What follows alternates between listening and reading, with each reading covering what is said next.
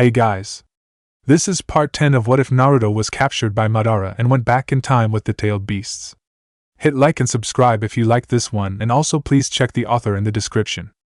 We are pain, that's all. We are God.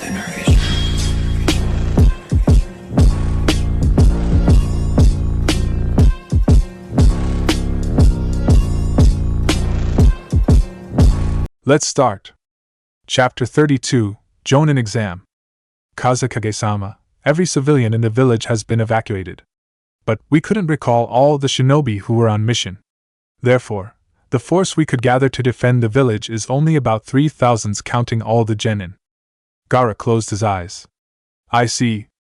Kazekage-sama, another Jonan in the room raised his voice. May I ask, how large is the invading force we're going to fight? Gaara threw him a sharp, piercing look. Do you want me to tell the truth or the sugar-coated lie? Everyone in the room gulped. Their Kazekage never showed fear or concern about anything when it came to fighting. For him to say words like this, the problem should be much greater than they thought. Baki-sensei! Gaara suddenly barked. Why yes, Kazekage-sama. The aforementioned Jonan's eyes widened, and he answered the sudden command with a rather shaken voice. Gaara looked straight into his eyes.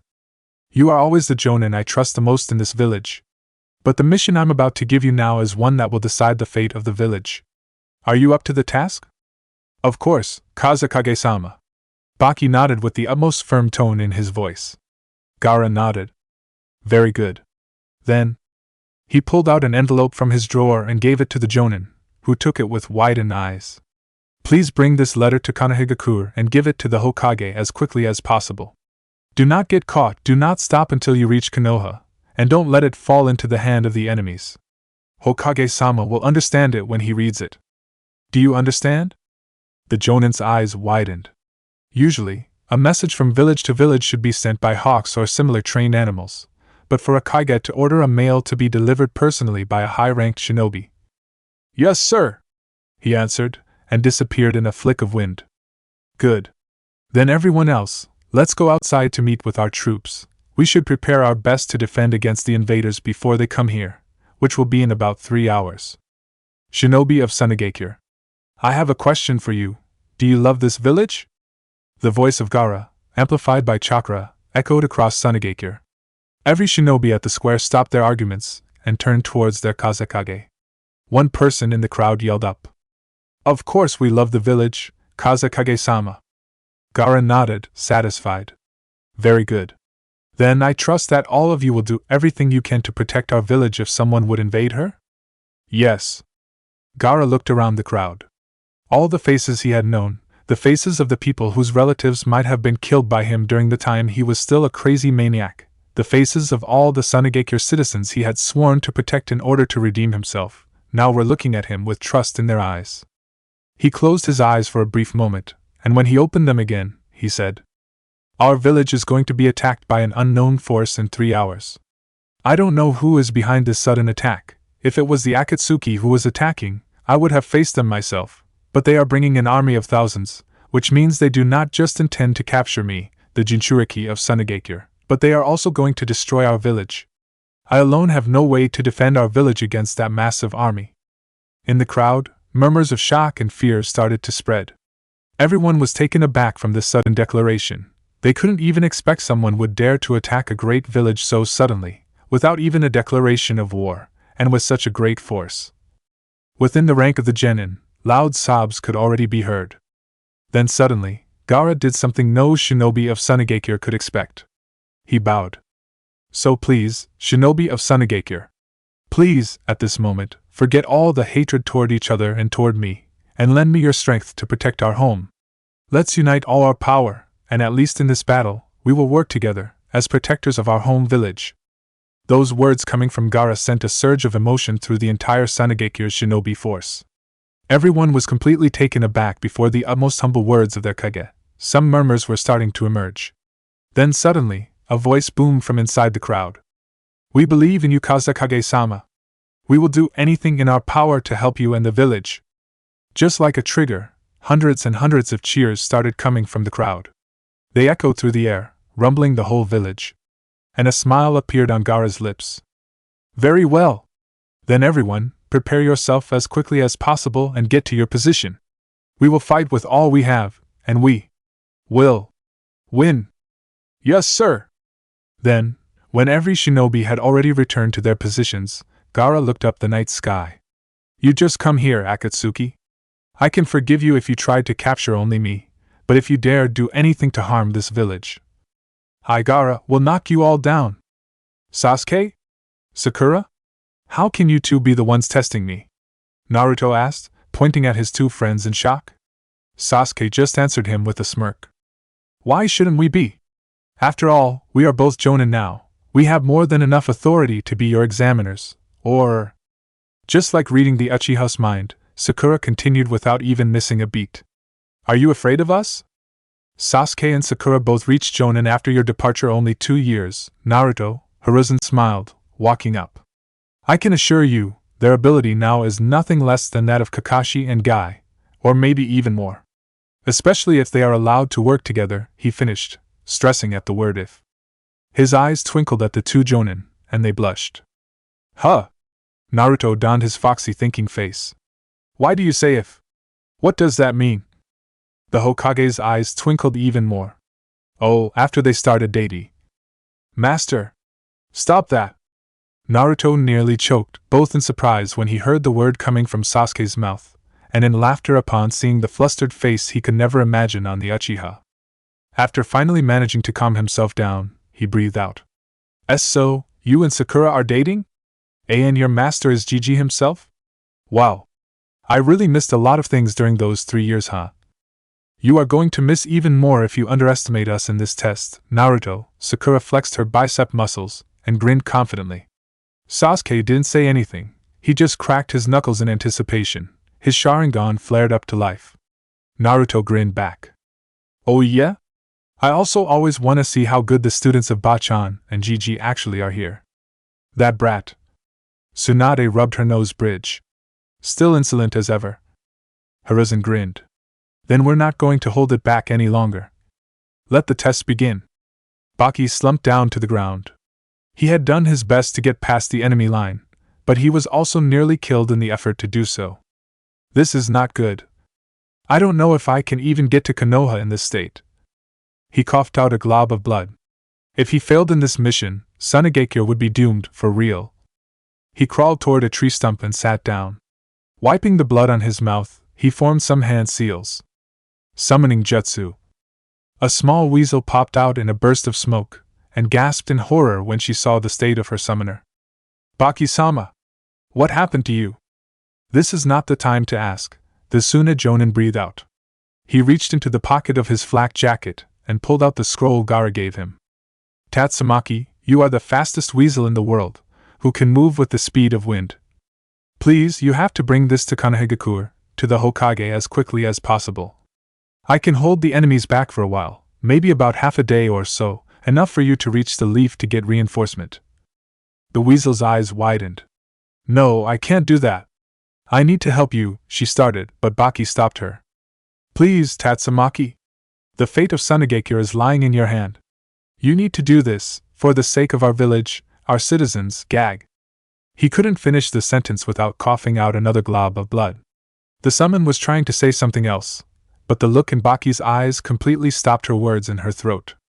All right, I will go to Konoha as fast as I can. Finally, she said. But please don't die before I can bring reinforcement to you, okay? The weasel was nearly in tears when she said those words. Baki chuckled, and rubbed her tiny head. Yeah, sure. I'm not going to die that easily, you know. The weasel nodded, and disappeared in a gust of wind. Baki looked at the direction his summon had just disappeared to for a few seconds, before sighing and checking his weapon pouch. Let's see what I can do now. Tsunade raised an eyebrow when Naruto slipped into his fighting stance. He is not going to use that chakra aura thing he has? Jiraiya chuckled. Why do you think Naruto should go for that so soon, princess? The fight hasn't even begun yet. She has a point, you know, Hiruzen, standing next to him, pointed out. He would need more than that if he wants to fight Sasuke and Sakura with a stance full of holes like that. Are you sure he isn't underestimating his opponents? Jiraiya chuckled again. Actually, The whole point of our training was to make him not to rely on that form too much. You are also a fighter. I bet you understand what would happen if you got drunk on a power which was not your own. And trust me, Naruto won't even need to use that power. It seemed Sasuke also had the same thought as his master and Tsunade. Are you just going to attack us straightforwardly and casually like that?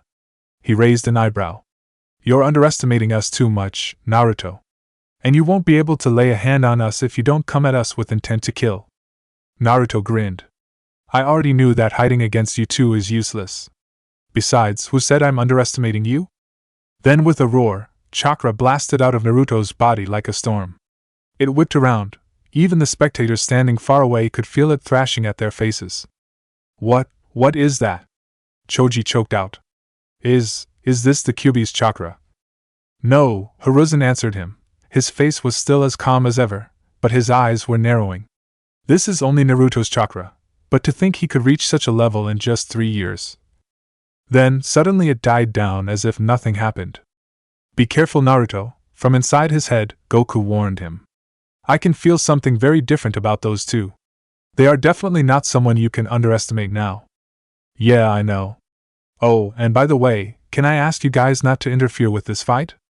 Naruto's request made every tailed beast startled. What are you talking about? Shikaka started, but Naruto immediately cut in. I want to fight them with my own power. I want to show them I got stronger on my own, not because I relied on your power all the way. And to be honest, using your power in a mock battle like this is kinda overkill, you know. What Naruto had just said made the tailed beast stop complaining. Alright, but if there is something bad happening to you, we will definitely step in, understand? Naruto smiled. Yeah, thank you all. You are the best. Then he smirked at Sasuke. How about that, huh? Sasuke smirked back. We'll see. Then, faster than Naruto could blink, the Uchiha closed the distance between them and delivered a quick punch at the Jinchuriki. The force of the punch was not great, but the dangerous thing about it was the very high speed and its aim at the weakest hole in Naruto's stance. If the punch could land on its target, it could definitely be something that could end the fight immediately. But Sasuke's eyes narrowed when Naruto blocked the attack without showing even a slight effort. I see, so he's using a style similar to that guy in Kiri, deliberately showing his weak point to lure his opponent to attack that point and ignore other places. But that's not enough to defeat me. The Uchiha immediately switched his target, this time aiming at a point less dangerous but much harder for Naruto to block. But to the Uchiha's surprise, Naruto matched his strike with a strike of his own. So he could even fight like that, huh? Sasuke was sent back a few steps by the sheer force of the strike Naruto used. And the Jinchuriki immediately took that chance. This time, it was him who closed in for a kick aiming at Sasuke's ribcage. With the Sharingan, the Uchiha could see the attack quite clearly, and he ducked to dodge it. What he didn't expect was that Naruto's leg suddenly stopped in midair, and the Jinchuriki's heel was brought down at the blind spot of the Sharingan, his back. Even the Byakugan with the 360-degree vision still had the deadly blind spot at the nape of the neck. The Sharingan, with only the front vision available, of course couldn't see the sudden attack incoming. And at that range, Sasuke could not dodge either. Ino's eyes widened. Isn't that the move Sakura used in the Chunin exam against Neji? I got you now! Naruto yelled triumphantly. But... nope. On the ground, Sasuke suddenly started to spin. Not like the rotation technique of the Hyuga clan, but on his back, like a break-dance artist performing. The momentum of the spin allowed him not only to dodge the drop kick of Naruto just in time, but also to deliver the first hit, a kick to Naruto's supporting leg. That hit made Naruto stumble ahead a few steps, but he managed to regain his balance immediately. At the other side, Sasuke had also managed to stand up. He kicked the ground, making a distance between them, and weaved through hand seals. Fire style, Dragon Flame Jutsu. The huge fire ball in the shape of a dragon head blasted out of his mouth and rushed towards Naruto. Not even stopping to think, Naruto raised his hand. A Rasengan started forming in less than a second, but it was different from a normal Rasengan. It was glowing a blue much deeper than Naruto's normal chakra, and had some kind of swirl ripping around it. Water style, Rasengan! He yelled, and through the sphere of chakra, water and fire clashed against each other, and the sudden change in temperature made a loud bang noise, like a cannon being shot. The two shinobi backtracked and glared at each other. Turned out you're not that bad, Sasuke said within breaths. Naruto grinned back. I told you. I'm sure a taijutsu specialist like you can see what Naruto was doing before, right, Hinata? The timid Hyuga girl was startled when Jiraiya asked her the question. Ah, right. As I saw, it seems Naruto-kun didn't fight in a certain style at all. There is no style I know which could change from flexible defense to powerful attack by sheer strength, and then defense again that fluidly, even the gentle fist. More like, he is using a combination of multiple different styles. Jiraiya turned towards his teacher. So you realized it too, sensei? Of course, the Hokage nodded. But I didn't know that you could teach someone like Naruto a style like that. You aren't exactly the material to be a taijutsu master, right? Well, you are absolutely right, Jiraiya chuckled. But don't forget that I wasn't the only master of Naruto. I obviously couldn't do that, but someone, he hesitated a bit at this part, who was very close to him could. He and Naruto, somehow, managed to combine the style of many shinobi the brat had met in the past to make that style. I see. Hiruzen smiled, rubbing his chin. No wonder. I could see the style of that boy from Kiri, the power of Lee and Guy's strong fist, the flexibility of Sakura's own style in his style. Naruto has grown into a formidable shinobi indeed. The Toad Sage smirked. I already told you. But you shouldn't feel comfortable yet. The two elder shinobi turned to Tsunade, who had just spoken up. The legendary medic grinned. You still haven't seen my student performing, right? But I'm sure that's not everything you can do, HN? Sasuke said, his Sharingan still not leaving the Jinchuriki's face. Of course not, Naruto answered with a grin. And I know that you are holding back a whole lot too, am I right? It's time for you to show me your real strength. Sasuke didn't retort. Instead, he turned to Sakura. You have seen enough, right, Sakura? The pink-haired girl smiled at him, and cracked her knuckles. Yeah, I have seen enough to understand how he is right now. It's time for me to join the battle. Sasuke smirked. Then, he pulled his left sleeve up. Under the fabric, on his skin, was a tattoo of a sealing array. Having been trained thoroughly in sealing jutsu, Naruto could realize immediately it was a storage seal, with another seal to bind what's sealed inside the array to the owner indefinitely. And Sasuke slapped his right hand on the sealing array. In a puff of smoke, something appeared. It looked like a small hatchet, but with two blade-like prongs at the top instead of one. But however Naruto looked, they were both too small to act as a kind of weapon in any way. And at the tip of the hilt, there was a suspicious notch sticking out in a strange way, with a big, blue orb. Naruto didn't know what kind of gem it was at the point connecting the blades with the hilt. And right below it, there was a strange cylindrical construct Naruto didn't know the uses. In general, the thing looked too weak and fragile to be an effective weapon. Using a weapon, huh? Then I guess I will have to use my own weapon too. The Jinchuriki activated his own storage seals, and in 2 puffs of smoke, the pair of swords Irika gave him on his birthday fell into his hands. The twin blades, one long, one short, fit on Naruto's hands just like they were made for him. Naruto and Sasuke glared at each other for 5 seconds. And at the 6th one, Sasuke charged. Naruto was completely taken aback. A hatchet wasn't something made for a thrust like what Sasuke was doing. And yet, the Uchiha was charging at him with the notch of his hatchet aiming at his stomach. What are you? Sasuke's mouth curled up, and from his lip movement, Naruto could see him whispering. Flare, Takamikazuchi. Yes, master. First form, Susanoo Gyurin. A female voice, came out from the weapon Sasuke was holding, and from the tip of the notch, a blade made of blue lightning chakra suddenly sprouted out and lengthened with a dangerous speed, threatening to impale Naruto in the stomach in 1 second. Not even having the time to think, Naruto immediately coated his blades with wind chakra and bashed the incoming blade upward. The blade of lightning and the blade of wind clashed against each other, making a disturbing noise. But the move didn't even manage to halt Sasuke on his way. With just a flick of his hand, Takamikazuchi, which was being bashed up, changed direction in midair and aimed a downward slash at Naruto's left shoulder. With his left hand already on the air to stop the previous attack, Naruto couldn't pull it back fast enough to block this strike. At this rate, his left arm was going to be hacked off. HRGH. Naruto quickly leaned back, and with a quick burst of chakra from his feet, he pushed himself back, right in time for the chakra blade not to cut him in half, but not enough to avoid a cut at his chest. His jacket was slashed open, and blood spurted out on the ground, and Sasuke's clothes. Immediately, his healing factor started working and fixed the damage to his body. Then Sasuke blurred away, and in his place now was Sakura, with her fist cocked back. Oh sure. Naruto immediately focused his chakra. In a blink of an eye, 3 great swords appeared between him and the pink-haired kunoichi as a shield to block the attack. And Sakura's fist crashed against the chakra-made steel blades. The 3 swords were torn apart as if they were made of paper. The shockwave coming from Sakura's punch was so great it blasted a whole patch of forest behind Naruto away, even though where they were standing was at least meters away from the forest. Naruto himself was blown away like a ragdoll, even though the punch didn't touch him. He crashed into the ground with a sickening thud. Holy crap! What the hell did you teach her, princess?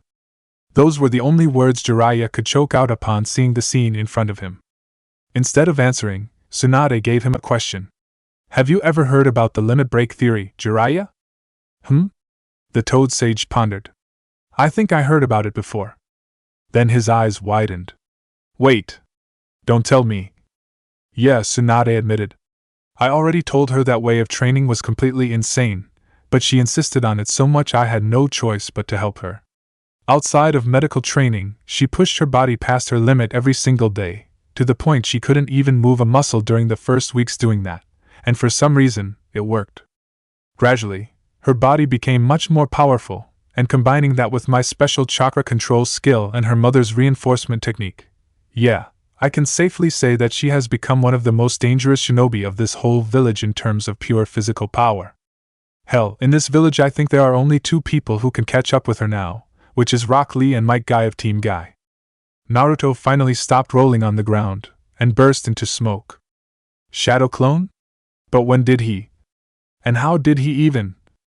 Forming hand seals with just one hand? Now it was Tsunade's turn to be startled. Where did he even learn that? Well, just know that during our trip, we stayed at Kirigakure for quite some time, Jiraiya answered. And Kirigakure is famous for shinobi who can form hand seals with just one hand, and one of those happened to be the brat's friend, you know. I have to admit, you really made me surprised when you did that sudden substitution with Sasuke, Sakura. Behind. But when did he even? Sasuke snapped his head back and swung up, right in time to block a heavy strike coming down his head from the shorter sword on Naruto's right mechanical hand. He winced under the sheer force of the strike. He didn't even think the artificial appendage could have that kind of ridiculous strength. But Sasuke wasn't the student of the professor for nothing. Using the force of the strike as the momentum, he twisted out of the way, and now Naruto was the one who had to block the strike coming down his neck by the very same short sword he had just used to attack Sasuke. The 2 elemental blades once again clashed against each other. But... Sasuke was startled when the blade of the longer sword on Naruto's left hand suddenly surged forward, aiming at his left thigh, and at the same time, the pressure under his blade suddenly increased tremendously. Ho, that's a move from the famous Nitin Ichiryu. Hiruzen mused when he realized the Kenjutsu style Naruto was using. Never thought I would live to see someone using that style again. Shit.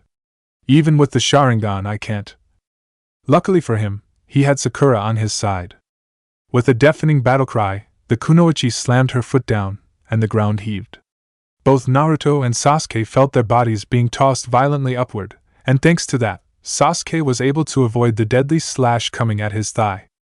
The blade soared under his leg harmlessly, and his sword was released from the lock with Naruto's other blade. Glancing at the girl, Naruto's eyes widened when he saw her forming a tiger seal. What is she? Genjutsu, bringer of darkness.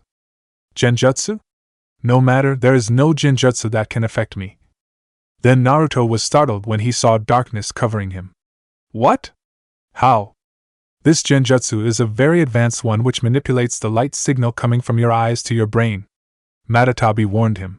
It is not something you can dispel just by scrambling your chakra wildly, so be careful. Oh great. I didn't expect Sakura could become that powerful. Losing his vision against someone as powerful as these 2, even in just 1 second, means death. He needed to do something. Of course. I can try sensing their emotion to figure out where they are, but that means I have to use my chakra mode. Wait. There is another way. He landed on the ground. Staying firmly on his feet, he closed his eyes. Half a second later, when they snapped open, there were orange pigmentations around them.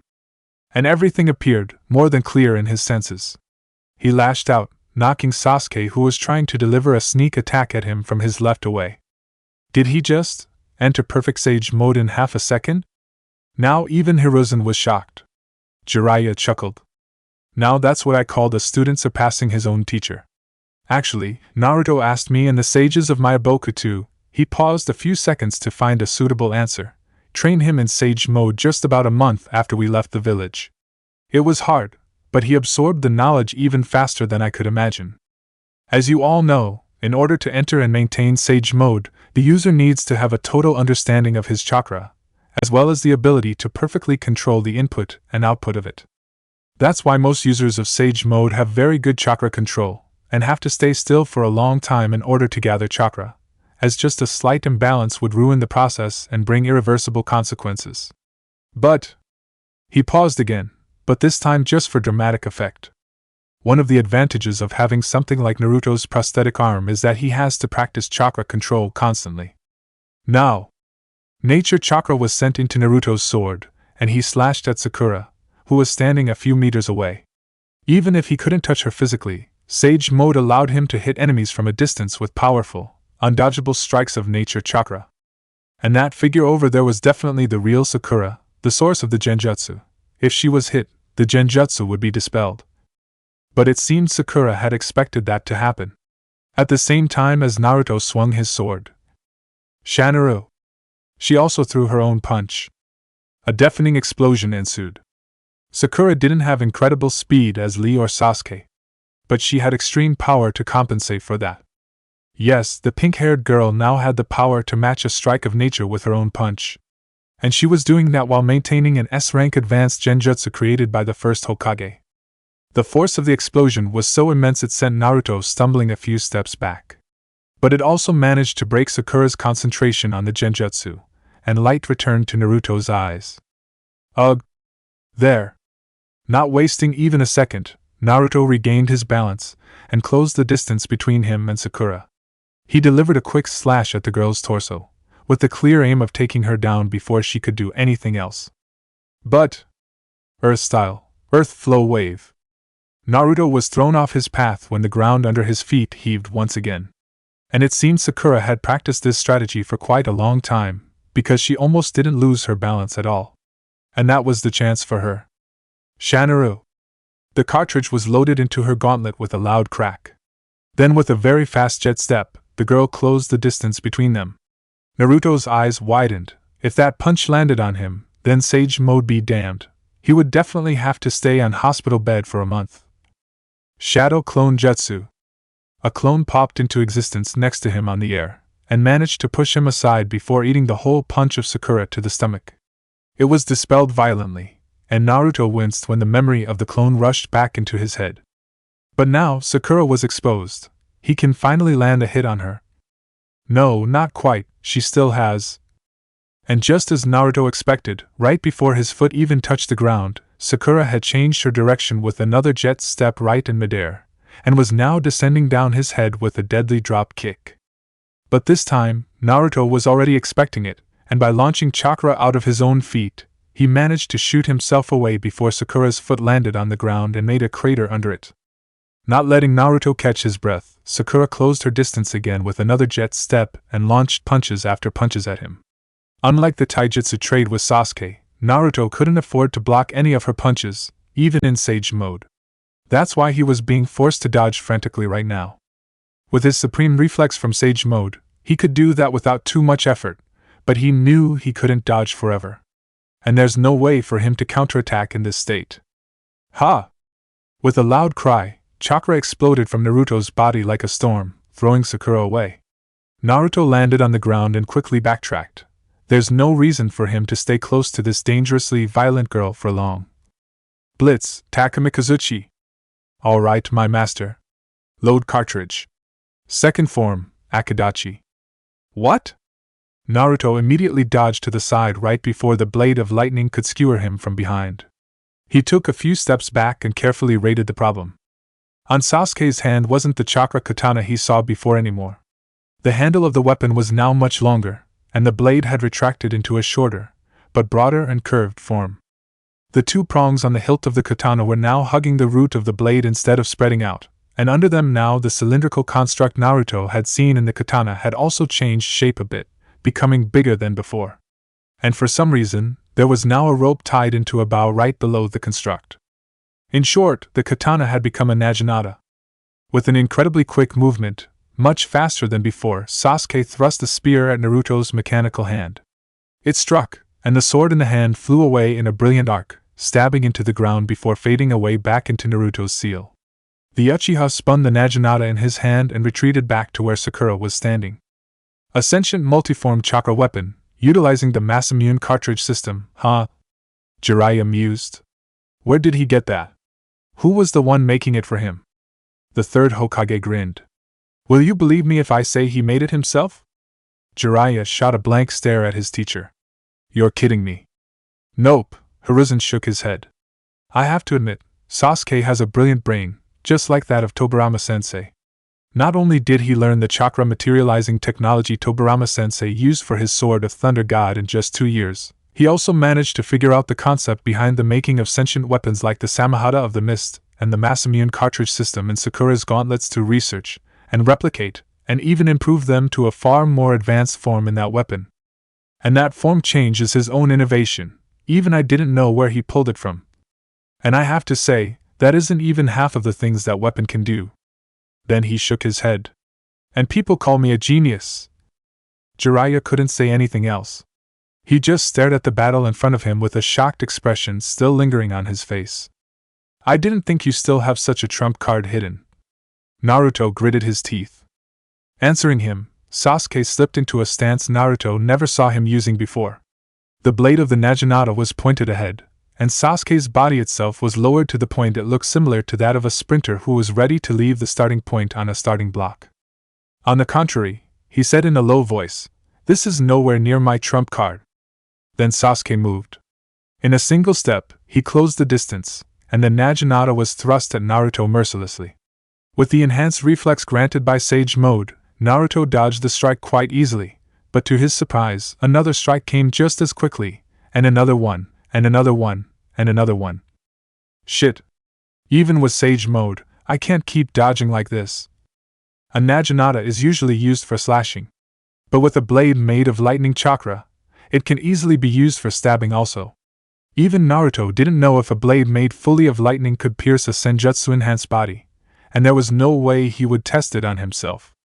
He would have to disarm Sasuke, even if he had to break that weapon. Holding the remaining sword by both his real and mechanical hands, Naruto delivered a downward slash at the naginata with all of his strength, enhanced by Sage Mode. If this slash couldn't blow the weapon away from Sasuke's hand, then at least it could still do severe damage to it. However, Sasuke quickly spun the spear and blocked the strike. And to Naruto's shock, it was his weapon which was chipped a bit from the collision, not Sasuke's. The recoil sent him stumbling a few steps back. What the? You think I didn't learn anything after all of my swords were broken during battles? Sasuke stopped, pointing his naginata at Naruto. Let me tell you, Takamikazuchi was made from the scythe of that dead Akatsuki member. Naruto's eyes widened. Hiden scythe. Adamantine. So that's why. That's right, Sasuke continued. And if you don't have anything else to show me, you are going to fall under Takamikazuchi's blade. He pressed on again, and this time, Naruto retreated. He didn't want to waste the remaining of his Sage Chakra, as he would need it if he was going to do what he was going to do. Blade Storm Projection! He yelled, and 50 kunai appeared on the air behind him and launched themselves towards Sasuke. The Uchiha's eyes widened, and he leapt back and spun his spear, deflecting the kunai. But that opening was enough for Naruto to keep a safe distance between them. The Jinchuriki breathed out. If he can just keep doing this, he might be able to wear Sasuke down quite a bit before delivering the decisive strikes himself. Don't even think that only you can have range attacks. Takamikazuchi. Load cartridge. Combination successful. Plasma style, crescent slicer. Plasma. Style? Hiruzen smirked at the gaping mouth of Jiraiya. Yes, it is Sasuke's exclusive advanced nature. He heard about the concept from Naruto, and has been trying to replicate it by himself to little avail. When he created Takamikazuchi, he added in a feature which allows it to do multiple tasks at once, which also coincidentally allows him to use it to replicate the process to make advanced nature chakra. So far, he can do it with 2 elements. Lightning and fire, ionizing air molecules to an extreme level, make plasma. The contraption lying below the blade of the Naginata slid down, revealing a bigger than usual revolver cylinder under it. As quick as its activation, it slid back into place with a snap, and Sasuke raised the weapon high above his head and swung. A crescent wave of white, extremely hot plasma was launched from the blade, destroying all the projected weapons on its way and rushing toward Naruto. Even from afar, Naruto knew that the attack couldn't be blocked by any means. He immediately jumped aside, and the plasma wave soared past him and cut a long trench on the ground before dissipating. Then a pair of hands came out from the ground and grabbed his legs. Oh shit! I nearly forgot Sakura. But how did she? Naruto's eyes widened when he realized what was going on. It's not like Naruto didn't sense Sakura's chakra. It's that he couldn't. Even with Sage Mode on, he couldn't sense any chakra coming from Sakura at all. The girl had become so adept in chakra control she could suppress her own chakra completely, even during a jutsu, something thought to be impossible for a human to do. And Naruto realized immediately what the pinkette was going to do. He quickly reached into his weapon pouch and pulled out something. A tri-pronged kunai. Tsunade's eyes widened. Is Naruto going to do what I think he's going to do? Sasuke's eyes narrowed when the kunai left Naruto's hand and flew at him. Are you kidding me? He snorted, and deflected the knife easily with his weapon. Earth-style, headhunter jutsu. Sakura yelled, and Naruto was pulled into the ground, before disappearing in a yellow flash. What? Ha! Flying thunder god jutsu, suckers! A few meters away from Sasuke and Sakura, where the Uchiha had deflected the kunai to, now stood Naruto, who was holding the same kunai, not 1 but 8 of them, and 20 other similar ones were hovering behind him. Eat this! Naruto roared, and threw all the kunai on his hands towards Sasuke and Sakura. At the same time, the kunai behind him also shot forward like tiny missiles. Like hell you will. Sasuke started, but Sakura was the one who reacted first. She clapped her hands together in a snake seal, and a huge stone slab burst out from the ground, blocking every kunai flying toward them. Nice thinking, Sakura. If he can't get any kunai near us, he won't be able to teleport. Heh. Then suddenly Sasuke felt his face being kicked brutally from the side. He was sent flying, his back crashed at the ground painfully. What the? Okay, now this is just ridiculous. How did he even do that? Hiruzen asked in shock. In order to teleport to his enemies, both Minato and Tobirama-sensei had to utilize a special formula seal. How could Naruto use the jutsu without it? I didn't even see him touching Sasuke directly. Jiraiya didn't answer. He just smiled triumphantly, and returned his attention to the fight. Wait a second. Tsunade suddenly spoke up, her eyes widened. Could it be? The Toad Sage cut in. I would rather you didn't speak it up out loud, princess. That is the secret behind Naruto's inheritance. It is not wise if anyone else hears about that. Hearing that, the legendary medic didn't say anything else. So that's why he allowed himself to be cut by Sasuke at the beginning of the battle. But seriously, forming a summoning contract with himself, then, using the hemoglobin in his blood as a beacon, summoning himself to whenever he wants. So simple yet so brilliant, why didn't anyone in the world think about this? And in order to do that without even using a hand seal. Hee, you really did choose an excellent apprentice, Jiraiya, finally, she chuckled. I have to say, I'm really impressed with you right now. Jiraiya grinned back. And you still don't want to go on a date with me? Don't push your luck, idiot. Meanwhile, the members of the Konoha 15 standing in the training ground were all gaping in disbelief. Holy crap. Choji breathed out, his eyes were both as wide as 2 dinner plates. All 3 of them. That can't even be considered Jonan level anymore. Yeah. Shikamaru drawled. That's not even ninja fighting anymore. It's just like seeing 3 monsters beating the shit out of each other. What a drag. Even though what the Nara boy said was offensive, no one could even find any word to argue with that. This level of power, on all three shinobi of Team 7, now far surpassed any Jonan they had seen before, even Kakashi, even Guy. It was just like seeing that battle of the Hokage, the Mizukage and Jiraiya against Orochimaru and his 3 zombie Kages again. Naruto-kun. Hinata looked at the Jinchuriki with newfound admiration. You have become so strong. I'm not done yet. Another tri-pronged kunai sword passed Sakura's neck in just a nick of time, and Naruto appeared next to her in another yellow flash right before delivering a punch enhanced with nature chakra at her back. Now it was Sakura's turn to be sent flying.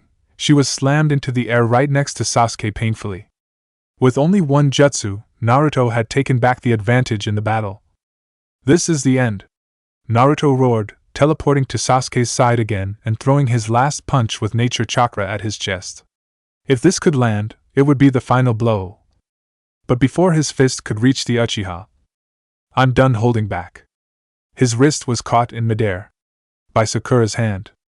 With a very quick and professional movement, Sakura twisted his left arm back and locked him in place. He tried to struggle, but the grip was so strong he couldn't even move his arm. The Flying Thunder God Jutsu doesn't actually increase your speed. It only enhances your attacks with the surprise element, which people usually mistaken for speed. The voice of Sasuke rose in front of him. Its disadvantage is that in a battle of high speed, just like the Chidori, you will need extremely fast reflex and speed on your own to keep up with the movement if you want to use it in close-range fights as effectively as the 4th Hokage, which you could only have with that Sage mode of yours. Yes, of course I know about Sage mode, the Uchiha added, to Naruto's surprise. And another thing is, you are not allowed to let yourself be caught physically, or you will bring them together with you wherever you teleport to, and the surprise element would become moot. Sasuke had also stood up. And unfortunately for you, when it comes to speed, no one in Konohagakure can surpass me now. He raised his right hand, and lightning chakra started gathering. Don't be so sure, Sasuke. And Sasuke and Sakura felt blades nicking their skin.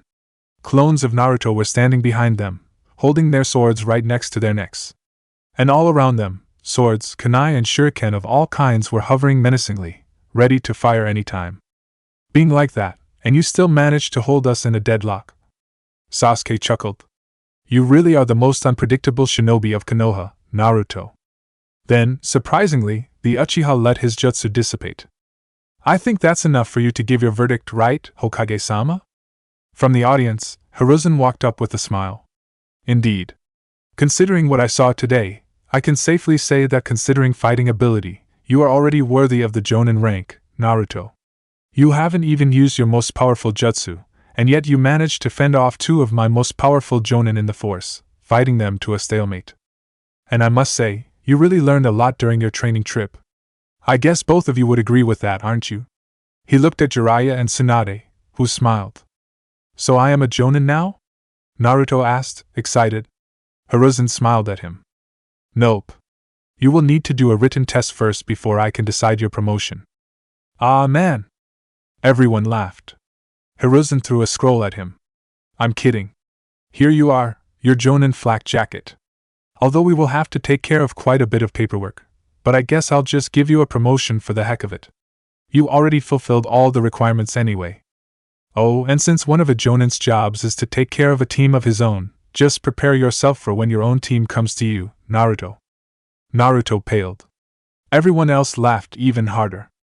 Right at that time, Fu, together with Kakashi and the other Jonan of the village, walked into the training ground. Ah, there they are, the Hokage turned back to Fu with another smile. I believe your test also finished, right? Yes, Hokage-sama. Guy gave his trademark nice guy thumb up. Fukun has shown us a most youthful spirit today. Not only did she manage to fend off both me and Kakashi at the same time, she also showed the most magnificent cooperation with her tailed beast. And she even managed to convince everyone that the tailed beasts are not simply tools for destruction, by showing them one of the most elegant and beautiful fights ever. Hiruzen looked at Kakashi. The Cyclops gave him an eye smile. That's right, Hokage-sama. I would say, she totally deserves to become a Jonan as soon as she completes her own Chunin exam. Ehe? Fu groaned. I still can't be promoted straight to Jonan immediately? I hate exams. Everyone broke into laughter again. Hiruzen grinned at the girl. Don't worry, Fu, the next Chunin exam is going to be in next month. With your level right now, I'm sure you will be able to blitz through it easily. After you complete it, I will promote you immediately to Jonan as per Guy and other Jonan's recommendation. Now, I guess everything's done here. Everyone can already dismiss. When everyone was leaving, Tsunade waved at Naruto. Brat, come with me. There is something I want to show you. Finally. Konoha. I'm finally here. Baki-sama. Please hold on just a little longer. Naruto blinked when he saw Tsunade leading her to a place at the back of the hospital. Why are you taking me here, Bachan? Don't tell me you want me to have a checkup like before I left. He trailed off, and shuddered. Frankly, I'm actually considering that, Tsunade said bluntly, and Naruto paled. But actually, there is something I want you to see. It's something I want to give you as soon as you get back to the village. Come here. The pair walked into a corridor Naruto had never been to at the times he had to go to the hospital before. Tsunade walked to a double door at the end of the corridor and pushed it open. Inside was something Naruto could call a laboratory rivaling even that of Orochimaru. Strange machines and pipes and wires of all kinds filled all the walls of the room, and many doctors wearing white blouse were busily working on them. The only thing that might be different was that the room was much brighter and livelier than the ones in Orochimaru's dungeons. Tsunade walked towards a doctor at the corner, who Naruto realized was Dr. Ishida, who usually took care of him when he was sent to the hospital. The doctor turned around, and smiled when she saw the pair coming. Ah, Naruto-kun, welcome back! And Tsunade-sama, she bowed at the legendary medic. Is everything still going as planned, Ishida? Tsunade asked in a sharp voice. The doctor nodded. Yes, ma'am. If everything's going according to the plan, the recreation will be completed in about a week. But I think you should let him have a look at it first, in case he doesn't want it. Tsunade nodded. That's what I'm thinking of too. Shall we? Dr. Ishida pushed a button on the machine she was working on. The wall next to it started folding up, revealing a smaller room behind it. In the room, there was a strange machine with a container-like device, and inside it was an arm. No way. Naruto marveled at the thing in front of him. Is that? Tsunade scratched her head. Well, yeah. When I reattached your left arm to your body, I kinda took some cell sample from your flesh, skin and bones to research. And I managed to grow and construct the cells into, well, that arm. It is, basically, a recreation of your own right arm using your own cells. It can be considered a masterpiece of medical science, coming from your one and only. She puffed her chest out, which made her huge breasts bounce in a strange way. So this is why you didn't allow me to recreate my own arm using creation of all things, huh? Naruto glanced at her. The legendary medic sighed and bobbed his head. Do you even know how a human arm is structured? As far as I know, your jutsu requires you to know thoroughly about the structure of the thing you want to create, not only the form, but also what are inside it, the blood vessels, the nerve system, the chakra network, etc. Had you tried to recreate it yourself, the arm you would get would have just been like this one. She tapped his mechanical arm, lifeless, stiff, unable to utilize chakra at all. It might even have less use than a block of wood. She has a point, you know, Koko in his head said. Your knowledge about human anatomy is still not enough to create additional limbs or organs for yourself. Creating additional limbs requires you to have not only understanding about how they are structured, but also about how they connect to the rest of the body, how they work, how they are supposed to grow together with your body, and many things else.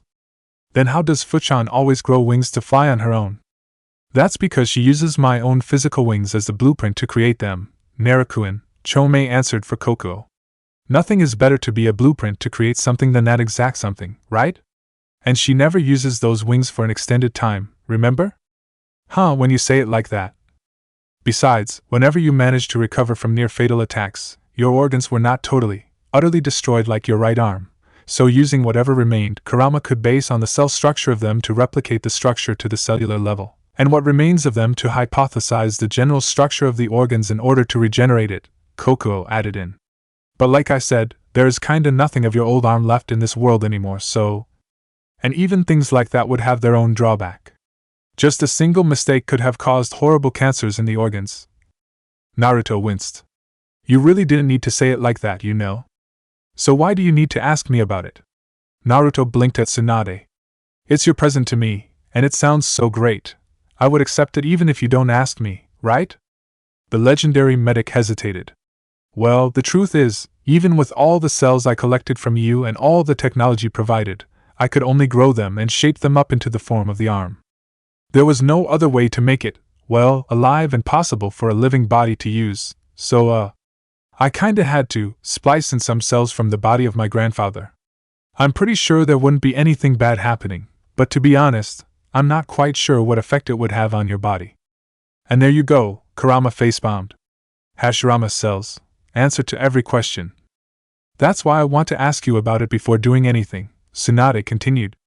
I understand that you wouldn't be very thrilled with the idea of using someone else's cells in your own body, not to mention it's something I kinda had to desecrate my grandfather's tomb for.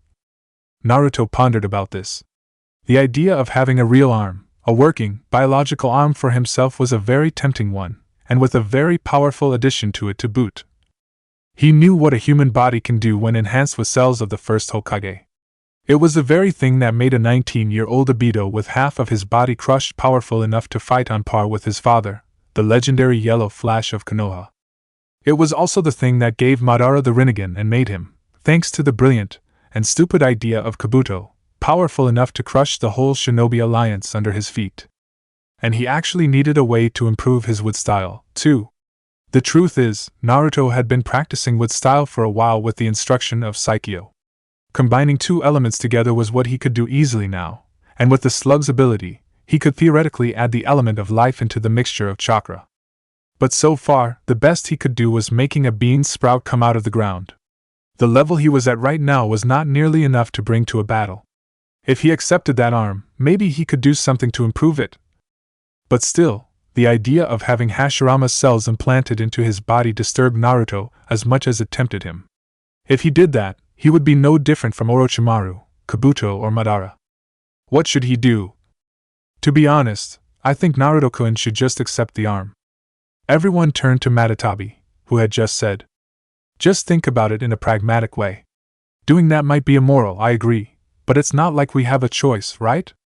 Naruto-kun has learned how to control himself very well with that mechanical arm during the 3 years, but allowing him to continue using it when we have a powerful, suitable replacement which is arguably much better than it is just stupid. And besides, if we need to fight someone like Madara in the future, more power means more advantage for us, right?" There was silence when everyone digested this. Finally, Naruto said, "Well, I accept, Bachan. I will take that arm. But are you sure there won't be anything dangerous happening to me if I do that?" Tsunade nodded. "I'm sure. Well, there might be some small problem with the movement of the arm right after the implant, but it will be fine with enough practice." "There is no time for that, Naruto." Everyone turned towards the entrance, where Sakura was standing, breathing heavily. The pinkette gasped out. "Lord Hokage told me to find you and bring you to his chamber as fast as possible. I think there is something urgent going on." "Gigi, what happened?" That was the first question Naruto asked when he arrived at the Hokage chamber. Hiruzen stood up and gave Naruto a sheet of paper. He didn't smile. "Read this, Naruto." Naruto took the paper from the Hokage and read. His eyes darkened with each word he read. "Hokage-sama. Sunagakure is under attack from a force of at least 10,000 troops, which I suspect was sent by the Akatsuki. I'm really sorry that I have to ask this, but please send reinforcement as soon as possible. Regards, Gaara of the Sand Kazekage." "Then why are we still sitting here?" he exclaimed, throwing the sheet of paper down. "We have to go help Gaara immediately." The Hokage nodded grimly. "That's why I'm calling you here, Naruto. Your first mission as a Jonin would be to provide assistance to Sunagakure as soon and as much as possible. Accompanying you would be." Right at that time, the door to the chamber opened again, and Kakashi and Sasuke walked into the room. "So, a mission for Team 7 again, huh?" Naruto grinned. "Kakashi will be the leader of the squad during this mission," the Hokage continued. "Remember, this mission is not something I will accept failure of. Do everything you can, and," he finished with a grim tone, "come back alive."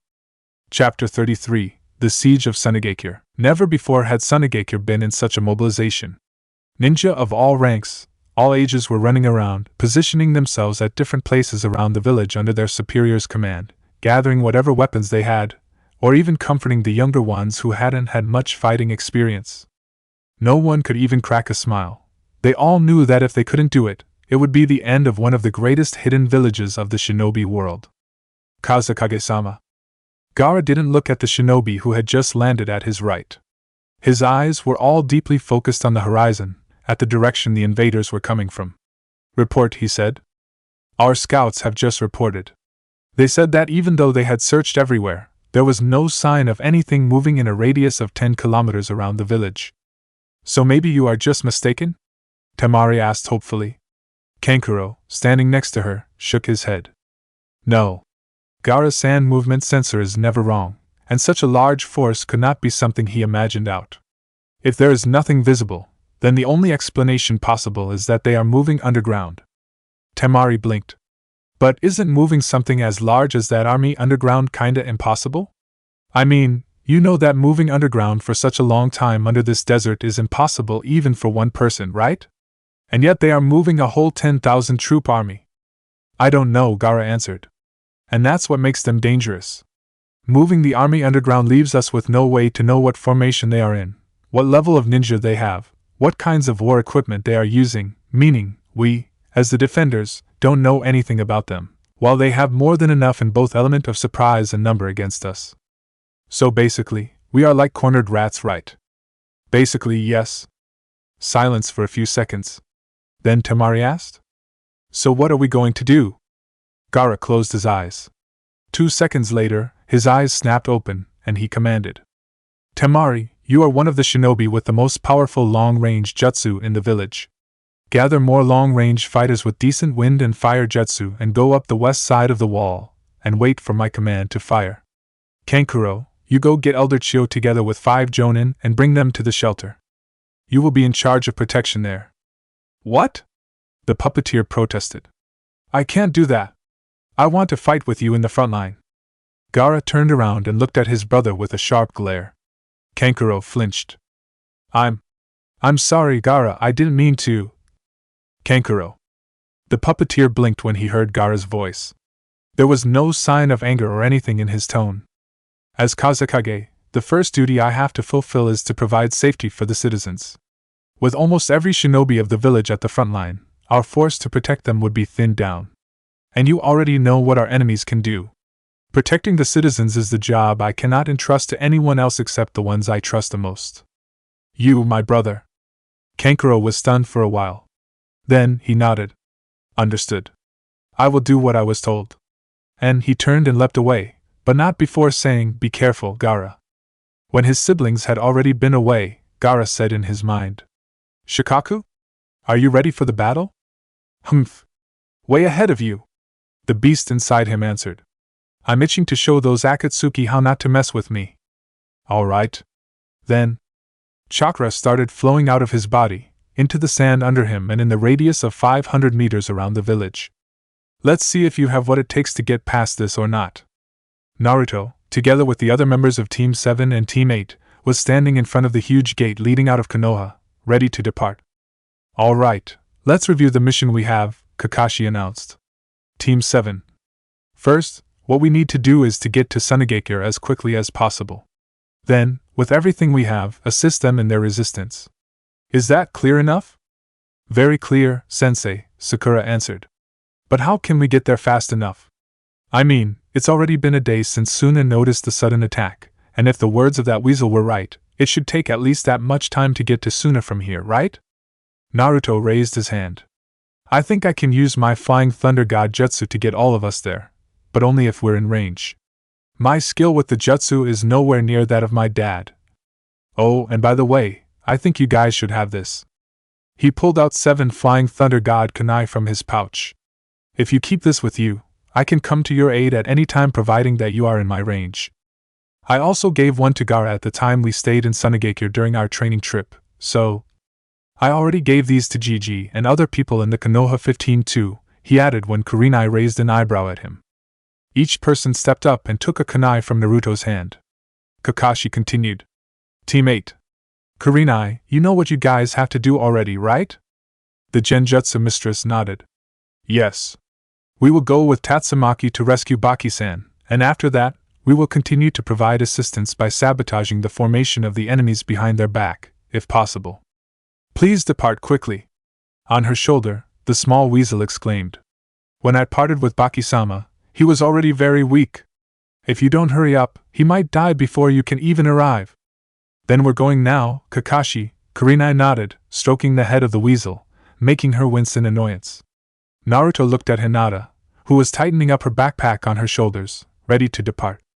Be careful, all right, Hinata-chan? Hinata turned back and gave him a smile. Don't worry, Naruto-kun. I'll show you I'm not the weak Hinata you used to know. Naruto grinned back at her. I never thought of you as weak, believe it. Kurenai nodded at her students, and the 4 shinobi disappeared with body flickers. Kakashi turned back to his own team. All right, come back to our problem. Sasuke? The Uchiha smirked. I thought you didn't have to ask. Summoning jutsu. A huge cloud of smoke filled the air, and when it dissipated, Naruto gasped. No way. Appeared from the smoke were 2 huge hawks. One of them had dark red feather while the other one had yellowish-brown, colors which were both quite unusual for hawks in general. Just a stretch of their wings made wind sweeping through the clearing. Seeing Naruto's gaping mouth, Sasuke smirked. You don't have to be so surprised. But yes, Naruto. You are looking at the newest summoner of the Hawk Kingdom. Hawk Kingdom? Naruto blinked when he heard the tailed beast's exclamation in his head. What's wrong, guys? Does that Hawk Kingdom have something wrong with it? It's not surprised you don't know about it. Surprisingly, it was Shikaku who said. The hawk, the lion and the dragon are the 3 summoned creatures known as the triumvirate of summons. They are in a whole different level comparing to the toad, the snake and the slug. Getting them as summons isn't simply signing their summoning contract. Anyone who wants to has to go through extremely difficult and dangerous trials in order to just reach where they live, and even after that they might flat out refuse to form the contract, and even kill the wannabe summoner if they deem them unworthy. That's why in the history of humankind there are very few humans who manage to get them as their personal summon, and even fewer who could summon the 3 kings of the triumvirate. Even us tailed beasts have to respect them. The piece of information from Shikaku made Naruto's brain numb from surprise and shock. Wow. Yeah, Kurama added. That's why I was so shocked seeing him summon a hawk during the war. That Uchiha always seems to be able to pull things out of his ass whenever he wants to. Seeing Naruto's face, Sasuke smirked. If you feel that to be surprising, then I am not even the strangest one in Konoha when it comes to personal summon. He looked at Sakura. Sakura here is the only one in the whole village to be able to sign summoning contracts with 2 different summoning creatures. Right now, she is having medical training with Tsunade-sama and the slug, but her combat prowess is mostly from the teaching of the wolf tribe. Well, at least this time he's not the one with 2 summoning contracts. That would just be stupid, Isabu snarked inside Naruto's head. So basically I'm the worst when it comes to summoning jutsu in this team, huh? Naruto muttered. Kakashi sighed, and bopped him over his head. If you say that, then what am I, chopped liver? Now come on, we have an urgent mission to go on here. Sasuke? The Uchiha walked up to the 2 giant hawks. Oki, Jan F., I'm sorry for summoning you for something like this, but we need to go to Sunagakure as quickly as possible. Can you 2 help us getting there? Konoha and Suna will treasure your help a lot. The Red Hawk glared at his summoner. You haven't summoned us for quite a long time already, and the first thing you do is making us carry other humans? You're so dead after this, Sasuke Uchiha. Don't ever think that just because you are favored by the king. Look, can you please help us? Sasuke said patiently. The fate of Sunagakure, our ally, is lying in your wings right now, so if you can help us. The hawks glared at him imperiously for a moment. Then they nodded. All right, but just this time only, understand? Everyone's faces brightened. Thank you very much. After the 4 shinobi had settled themselves comfortably on the 2 hawks, Sasuke and Naruto on Janef's back, and Kakashi and Sakura on Ulki's, Kakashi said. All right, let's go. Team 7, move out. Utter silence covered Sunagakure. Completely contrasting the scene just 1 hour ago, no shinobi of Sunagakure could even move a single muscle at the moment. Their bodies were all tensed up, ready for the command which could be coming from their Kazekage any moment. When that command was uttered, it would be war. There wouldn't be any other way for them to leave. But it's not like they were going to leave anyway. Their duty was, after all, protecting the village until the very last of their blood, their chakra, was exhausted. Almost there. Sweats rolled down the cheeks of the shinobi, dropping down the sand under their feet. The ground started shaking slightly. Ready. The tremor was getting closer. And then, it abruptly stopped. The vanguard of the invaders trying to sneak into the village underground were disintegrated upon touching the wall of chakra Gaara sent down there. And it seemed the ones following them immediately learned their lesson, because right after that, the desert exploded, and hundreds after hundreds of white, slimy humanoid creatures emerged and launched themselves at the walls of the village. On cue, the shinobi on the wall went through the same technique at the same time. Wind style, wind scythe jutsu. The tornado created by the collaboration jutsu tore apart the whole wave of the invaders like paper. But that definitely wasn't the only thing they had. When the tornado died down, many more similar creatures burst out from the desert ground and swarmed towards the village. Hold your position! Don't let even one of them get into the village. The invasion had begun. Amino Shirogane was just a normal genin of Sunagakure. His clan wasn't something great or famous. They didn't have any powerful Kekkai Genkai or special jutsu. What they had was just normal puppet jutsu which a lot of Suna shinobi could use. And most shinobi of his clan were born after the Third Great War. They either understood how terrifying wars were nor experienced battles on such a large scale. Amino himself hadn't even killed anyone before. Therefore, being thrown into a war so suddenly, of course he couldn't help trembling in fear facing a whole army of strange white slimy humanoid creatures charging at him, even with all the comrades standing beside him.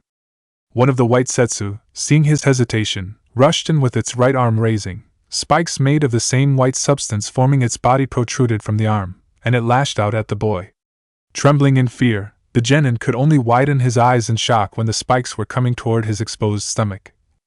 Splurt! But luckily for him, before the attack could land, the creature had been torn apart by a blade of wind coming from his sensei. Temari landed in front of him. Her eyes, instead of showing disappointment at him, only had a worried look. Are you all right, Amino? He looked at his sensei. His eyes were still wide in fear. Why, yeah, I think.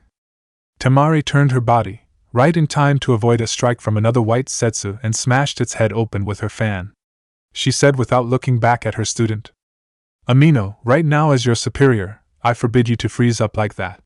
I know you are not someone who is familiar with killing, but right now, that matter is something you must put aside. We are at war now, and each of us here is one more glimpse of hope for this village. And times like this are times we cannot afford to lose hope. Then she glanced at him with a smile. You are one of the most promising genin of this village, and my student. Even if we are just nameless people in this world, we are still the sons and daughters of this village. Show me that my hope for you isn't a waste, and stand up by yourself and protect the village with me, as a shinobi of Sunagakure. The boy was stunned for a few seconds. Then, he stood up and unraveled the puppet he was carrying on his back since the beginning of the battle. It landed on the ground with a clack. Yes, sensei. I will protect the village. War wasn't anything new to Sasaki Shigura. As a veteran Jonan of Sunagakure, he had survived through the terror of the Third Great Shinobi World War, and as such, he understood well what was waiting for him when he threw himself into battle. Before a war, leaders can say everything about unity, friendship, honor, love, about stopping bad things from spreading, basically, any nice, pretty lies just to rally the spirit of soldiers. But when they are already in battle, there is nothing else to think about but killing. Either you kill, or you will be killed. That's the nature of war. There is nothing glorious about war at all, and anyone who insists so is just lying to themselves. And ironically, that's also the very same reason why soldiers fight. They know if they don't, their loved ones will suffer the consequence of the war, losing their freedom, their possession, even their lives. And they are pushed into the fight with the goal of stopping things like that from happening. That was what every shinobi of Sunagakure, including Sasaki himself, kept in their mind when they voluntarily plunged themselves into the heat of this war. This was their village, and it's their duty to protect it together with their loved ones from the terrifying fate that would definitely come if they didn't. Right now, Sasaki was facing a group of 5 white setsus by himself. From the direction they were running towards, it seemed they were aiming for the other part of the village, where the shelter of the villagers was at. You bastards are not going to get through me, he bellowed, and sent a wave of shuriken from his hands towards the invaders. A few of the ninja stars managed to take down one of the white setsus, but the others were deflected rather easily by the mutated abominations. But everything was within his calculation. He brought his hands down, and the deflected shuriken abruptly changed their course and flew around the white setsus, tying them up with the steel ninja wires attached to them. Die! Sasaki yelled, and brought his hands together. The razor-sharp metal wires constricted, and cut the tied creatures to shred. The Jonan let out a deep breath, and pulled out 2 kunai from his weapon pouch and pointed them at another group of white setsus, which was coming toward him. Just come here, you bastards! No matter how many of you there are, as long as I can stand, none of you can get through here. For Sunagakure! And with that final roar, he charged. Gaara sent a wave of sand forward, which collapsed on a bunch of white setsus and crushed them into pulps. These things look monstrous, but they don't seem to be that dangerous on their own. And their number? I can still sense their presence, but this makes no sense. Why are such a large proportion of them that far away from the village? It could be a trick, Shikaka said in his head. Or maybe they're too scared of me. Ha ha ha! No, it can't be unless... Gaara looked up, and saw something on the sky. It looked like a bird. No, it was way bigger than a normal bird, even things like birds of prey. It looked like a winged dragon. From its mouth, some small things were spat out and fell down the battlefield below. Art is a blast. Oh shit. Gaara immediately launched his hands upward, and bullets made of sand shot out from the ground to intercept the incoming projectiles. And fortunately for Sunagakure that he did that, because right upon contact, the deadly projectiles exploded violently, sending many shinobi fighting nearby on their butts. Taking the chance, the resistance fighters were temporarily taken aback. The white Setsu army advanced, and managed to take some shinobi out of the battle. Temari! Take care of things down here. I will engage that airborne enemy. Gaara yelled at his sister, and a cloud of sand rose up from the ground, carrying him to the sky where the bombs were coming from. On the way, he shot out more sand bullets to stop other bombs which were raining down the head of other Suna shinobi. More explosions filled the air. Kazekage, yeah! Deidara cackled when he saw Gaara floating up to where he was flying at. What an honor to get you up here with me, yeah! Gaara stared at him impassively. Why don't you go down there and we will talk? Deidara laughed. What? Do you think I'm that stupid, yeah? Why should I go down there to give you the advantage? Gaara cut in. Look down. Huh! Suddenly being interrupted, Deidara could only blink in confusion. Then he felt himself lurching upward when a giant fist made of sand shot upward from the ground and sucker punched his dragon in the stomach. The force of the punch destroyed the dragon made of clay instantly, and Deidara had to hastily make a bird from clay to land himself on in midair. He snarled. How dare you! When I say go down, you are going down. Gaara had appeared behind Deidara on his sand cloud since God knows when. Then, he did something even the craziest person couldn't even think about. He bonked the mad bomber over the head with his gourd. His 50-kilo heavy gourd full of sand. Temari winced when the meteorite that was Deidara's body hurtled down the sky into the Kazekage's tower. Ouch. That had to hurt. She muttered while swinging her fan to decapitate another white Setsu. Are you sure that he's this way? Kurenai asked the small weasel, who was standing comfortably on her shoulder. The little critter nodded. Of course I'm sure. I had to leave him right. The group landed at the base of a tree. Here. The weasel pointed and gasped. No! It couldn't be. She teared up upon seeing all the blood on the bark of the tree. Are we too late? Shino, still as calm as ever, asked. Tatsumaki wailed. No! We. It can't be. Wait! Kiba suddenly said. I can still catch the smell of someone with the same scent of blood on his body near here. The scent is still new and fresh. There might still be a chance he is alive. Kurenai immediately looked at Hinata. He couldn't be very far away from here. Check immediately, Hinata. The Hyuga girl nodded. Yes, sensei. Byakugan. Veins popped out at the corner of Hinata's eyes. Yes, I saw him. A man wearing the Sunagakure flak jacket and Hitayate is about 1 kilometer to the north of this place, but he is losing a lot of blood, and his chakra is wavering out. Also, about 50 meters away from him was a band of some strange white humanoid creatures. If we go full speed now we can still save him, Kiba said urgently, and Kurenai nodded. All right. Teammate, let's move out. Baki let out a deep, heavy sigh. He had managed to avoid the enemies hunting him for a while. But even he could see that he could not run away forever. A few hours had passed. The wound he had managed to close up crudely by some stitches were opening up again, and he had already taken 2 blood pills. 3 was the limit he could take for a day. 1 more and he wouldn't be able to do anything until he bled out. The fact that he had crossed the whole land of wind to get to this part of the land of fire in just 1 day, on foot, was already an incredible achievement. Usually, it would take at least 3 days to get to Konoha from Suna, and yet he managed to do that in just 1 day, through the front line of the enemies to boot. He sighed again. If only he had taken the medical lessons seriously. His chakra was also running out. He had managed to take out some of the enemies, but he knew he could not use big jutsus without alerting their whole company. His only chance was to snipe them from afar with weapons boosted by wind chakra. He had tried it against a single lost white Zetsu, and it proved that even though they looked like monstrous plants shaped like human, they could still be killed if their head was taken off. He checked inside his pouch. 10 shuriken and 5 kunai, and a few explosive tags. If he planned it right, he could take out at least 50 enemies with them. The question is, does he have the chance? Deidara had managed to dig himself out of the debris of the collapsed tower. I think I got a concussion there, yeah, he groaned, holding his head. And it will get even worse after this. In front of him, the cold, raspy voice of Gaara rose. Sand coffin. Well shit. Deidara cursed when sand started creeping up on his legs. He already heard about the way of fighting of the young Kazekage. If he got caught up in this. Water style, water shark bomb. A missile shaped like a shark swept through the field, aiming at Gaara, forcing him to jump away to avoid being hit.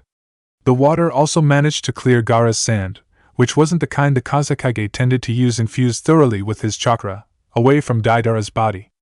Kisame landed on the ground in front of the mad bomber, brandishing Samahata.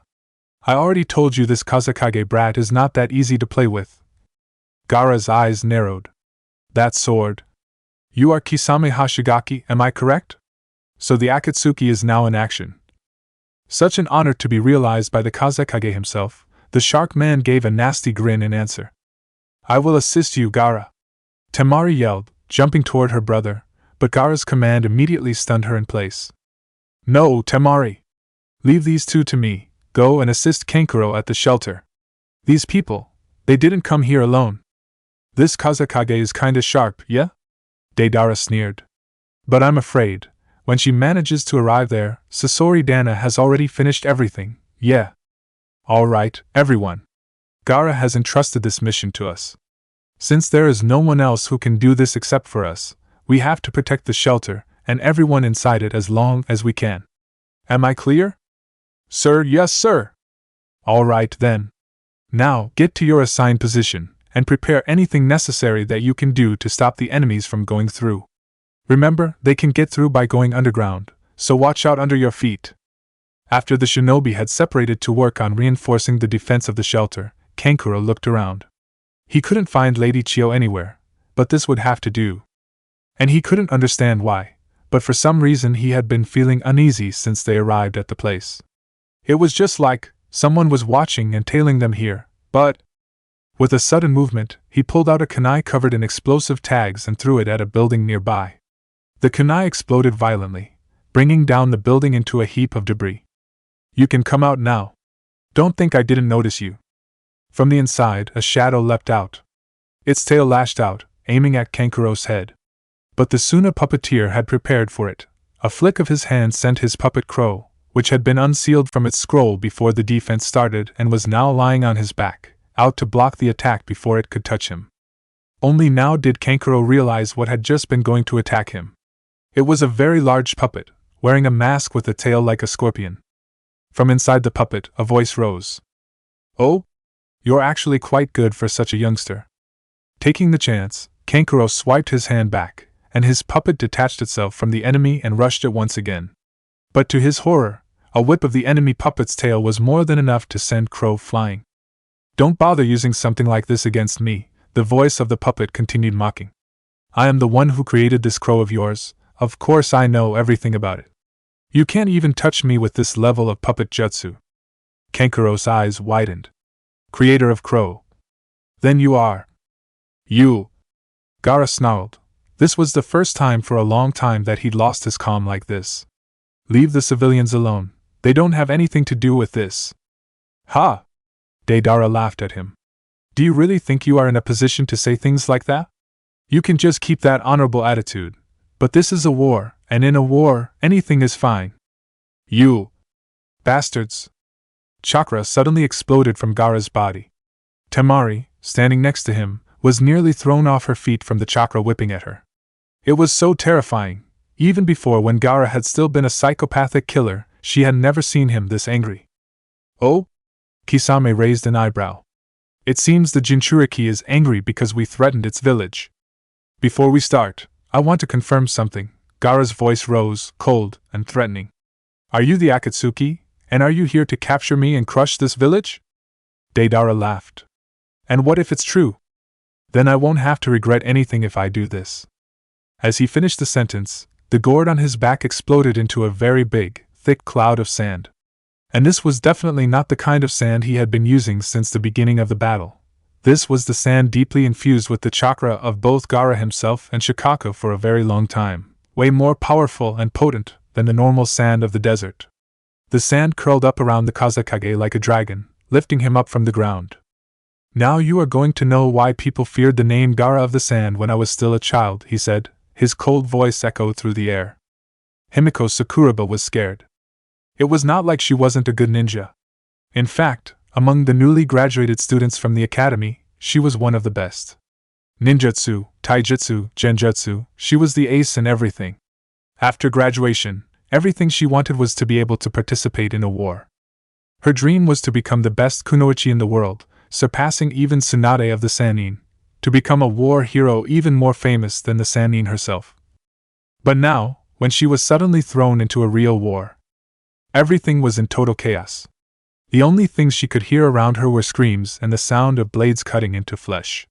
The disgusting odor of blood overwhelmed her senses, making her feel like vomiting, and it became even worse knowing that the blood was from her comrades. Her hands trembled like crazy. War was no way near what she had imagined. Everything she had heard before about wars had only been a big lie.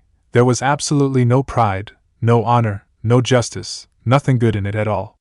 The only thing that existed in a war was bloody carnage, and after that, the pain of losing people close to her.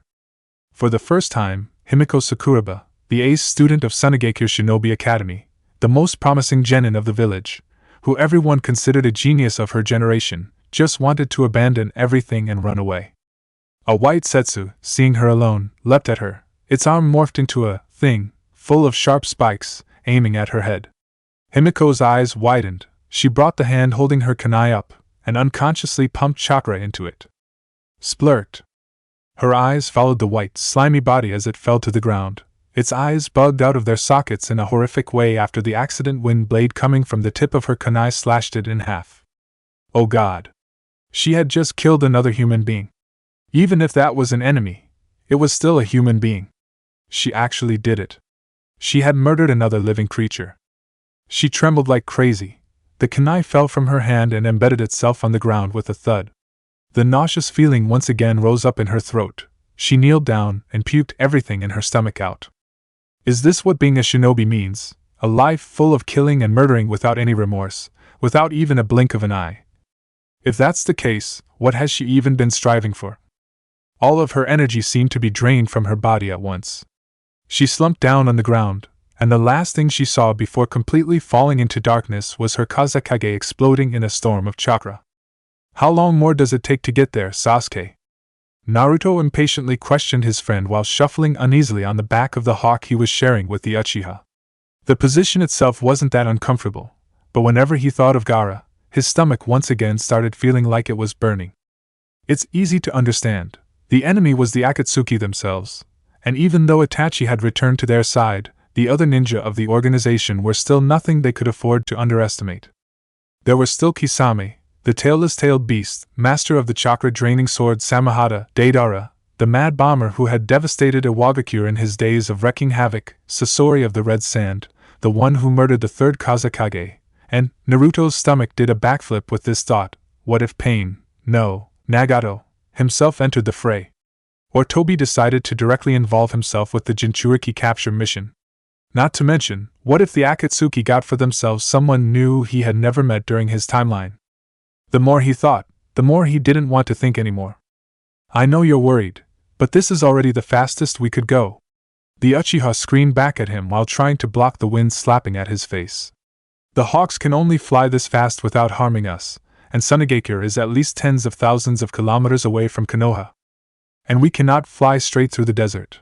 The enemy will shoot us down for sure. I know, Naruto yelled back. But, Naruto, how far can you use the flying thunder god jutsu to move to? Kakashi, sitting on the back of the other hawk, suddenly shouted. Huh! Naruto shouted back at him. I can move to where Gaara is if we're in the range of 20 kilometers. Out of that range, I have no way to sense where the beacon is. Then we're going to get there soon. Janaf, the hawk he was riding on, said. We're entering the border of the desert, and if I'm not wrong, we will be in range in about 20 minutes. Hearing that, Naruto felt the weight on his heart being lifted away a bit. Even from this far away, he could still feel a surge of chakra coming from the direction of Sunagakure. Hang on, Gaara. I'm coming to help you. The puppets clashed against each other once again. Kankuro jumped away, making a distance between him and Sasori, and cursed in annoyance. No matter what move he made, it was read through by the master puppeteer and countered thoroughly. What the Akatsuki member said didn't manage to cheer him up any little bit. I have to admit, you are one of the better puppeteers I've met. Rarely has anyone who can control the puppet I created that well. But unfortunately for you, that's not enough to go against someone like me. You should run away when you still have the chance. Kankuro cursed mentally again. The master puppeteer in front of him had just been toying with him. He knew that he was much less skilled than his opponent in the art of puppetry, but still. It was just like he was less than an ant in the eyes of the Akatsuki member. Kankuro gritted his teeth. He hated being useless, but he wasn't a fool. Even though he was already a Jonan, he still knew when he was completely outmatched. Sorry, but Gaara already assigned me the mission of protecting the shelter. I cannot run away and leave those citizens of Sunagakure in danger. Even if I have to sacrifice my own life. He closed his eyes, and when they snapped open again, a look full of determination could be seen clearly in them. I will protect this place with everything I have. He pulled out 2 more scrolls from his weapon pouch and unsealed them. 2 more puppets appeared in a burst of smoke. Black Ant and Salamander, Sasori said while observing the 2 new puppets carefully. 2 of my old creations. You know that they're useless against me. I already knew everything they can do. Using them against me is no different from suicide. Kankuro didn't bother answering. If everything about those puppets was already known by his enemy, then it was time to bring out something even the creator of the puppets didn't know about. He flicked his hands, and the puppets exploded into pieces. With another flick of his hands, the pieces gathered together and started resembling themselves back up. Had Sasori still kept his original human body, he would have raised his eyebrow in surprise and intrigue. Oh? I definitely didn't make any function like this in those puppets. There was no sign of the 3 old puppets Sasori had made anymore. No, more like they were still there, but in a completely different form no one could realize anymore. In fact, the new puppet at Kankuro's side right now was something no one had ever seen before. It took a humanoid form, but had 6 large arms made from the arms from Crow and Black Ant, each of which held a bladed weapon. The head of the puppet looked like the combination of the 3 old puppets' heads, with 3 different faces looking at 3 directions. You might know everything about Crow, Black Ant and Salamander, the Suna Jonan growled, but let's see if you can follow Azura's movement. He threw his right hand forward. Immediately, the new puppet lunged itself at Sasori's puppet armor in a blinding speed. Its 4 upper and middle hands came down at the Akatsuki member with a deadly cross chop. But this was nothing. The tail of Himiko was very hard and sharp, and he could pierce the humanoid puppet before it could reach him. Then Sasori was taken aback when he felt the tail of Himiko not moving like he wanted it to move. TSK. The tail was being locked in place by a bunch of very small chakra strings. It must be because of the last clashes between the 2 puppets. Kankuro had taken that golden opportunity to send his own chakra strings to hinder the movement of Sasori's puppet. Without the tail to destroy the enemy weapon before it could touch him, Sasori couldn't avoid in time, and the new puppet of the Suna loyalist finally managed to land its attack on the target it was supposed to destroy. With a sickening cracking sound, as if a whole bundle of sticks was broken at the same time, the body of Sasori's puppet armor was shattered into splinters. From inside the broken puppet, a dark figure leapt out and very quickly tried to retreat into the shadow of the buildings nearby. But Kankuro wasn't going to let him do that. "You're not getting away!" With another flick of Kankuro's finger, the front mouth of Azura opened and blasted a torrent of fire at the direction of the enemy. The raging fire blast obliterated the buildings with a series of loud explosions. But to Kankuro's surprise and horror, when the flame died down, "It seems you're better than I thought. Maybe I will have to use a bit more of my real power." A small human figure walked out of the debris of the collapsed, burning building. He wore a black coat decorated with red clouds. Hovering above him was another puppet with black hair, wearing a tattered cloak. "You!" Kankuro gritted his teeth. "How did you escape that?" The Akatsuki member opened his mouth, but the answer came from a different voice behind him. "It's not surprising. After all, he is Sasori of the Red Sand, the infamous missing nin of Suna who was rumored to have murdered the third Kazekage by himself." Kankuro's head snapped back, and he realized immediately who had just said those words. Lady Chio. The old puppeteer was standing right behind him. Her face donned a serious, grim expression much different from the goofy and senile look she usually had, and behind her, the most powerful army of puppets in Sunagakure, the 10 puppets of Chikamatsu, was hovering menacingly. "It's been a long time." Sasori's voice rose. His face didn't show any expression. "Grandmother." Baki closed his eyes, trying to use his ears to track down the enemies coming at him in a pincer. 5 from the left. 4 from the right. 7 from behind, and above. He grimaced. There were more enemies than he thought. His hope now only lay on the plan he had thought of and the traps he had set for it. If the plan failed. He shook his head. This was not the time to think about something like that. The plan had to succeed, or he would die for sure. There was no time to think about failure. The sound of footsteps on dried leaves was getting closer and closer. This was the only chance for him. Bracing himself, he rushed out of the tree he was hiding behind and launched 6 kunai infused with wind chakra toward every direction in front of him. The knives pierced through the air, flying toward the incoming white Zetsu battalion. But it seemed the attack was ineffective, because the Zetsu dodged the kunai easily. They continued rushing at Baki. Their arms started twisting into weapons, ready to skewer him. The kunai continued flying, and cut the nearly invisible strings hanging on the branches of the trees behind the white Zetsu. From above, blocks of wood with very sharp spikes embedded on them fell down on the head of the advancing white Zetsu.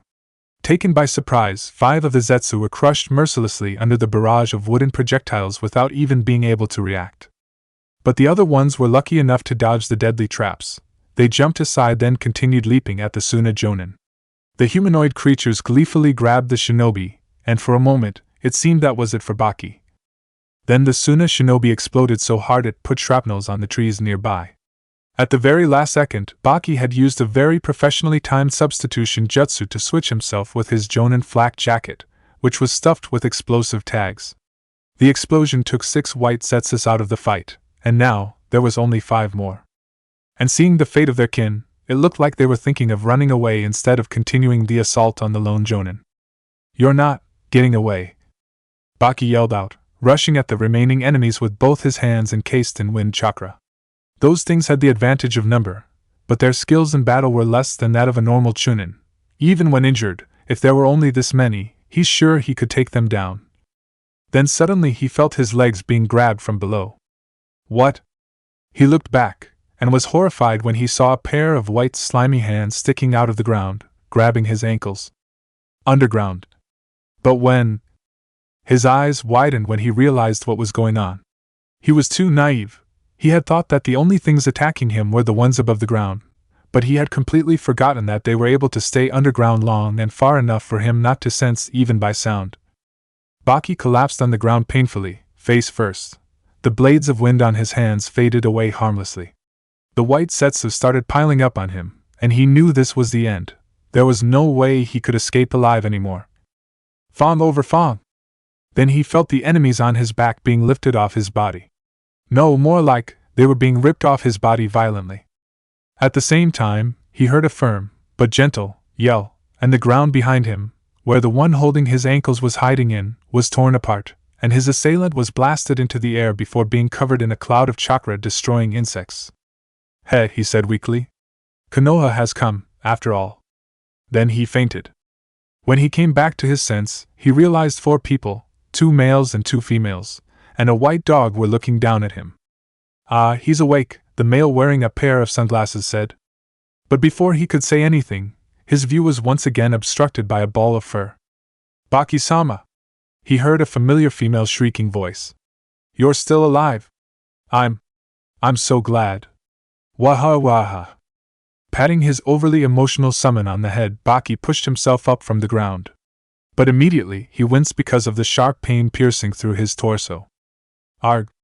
You shouldn't move so suddenly, Baki-san, the brown-haired woman said, pushing him back down gently.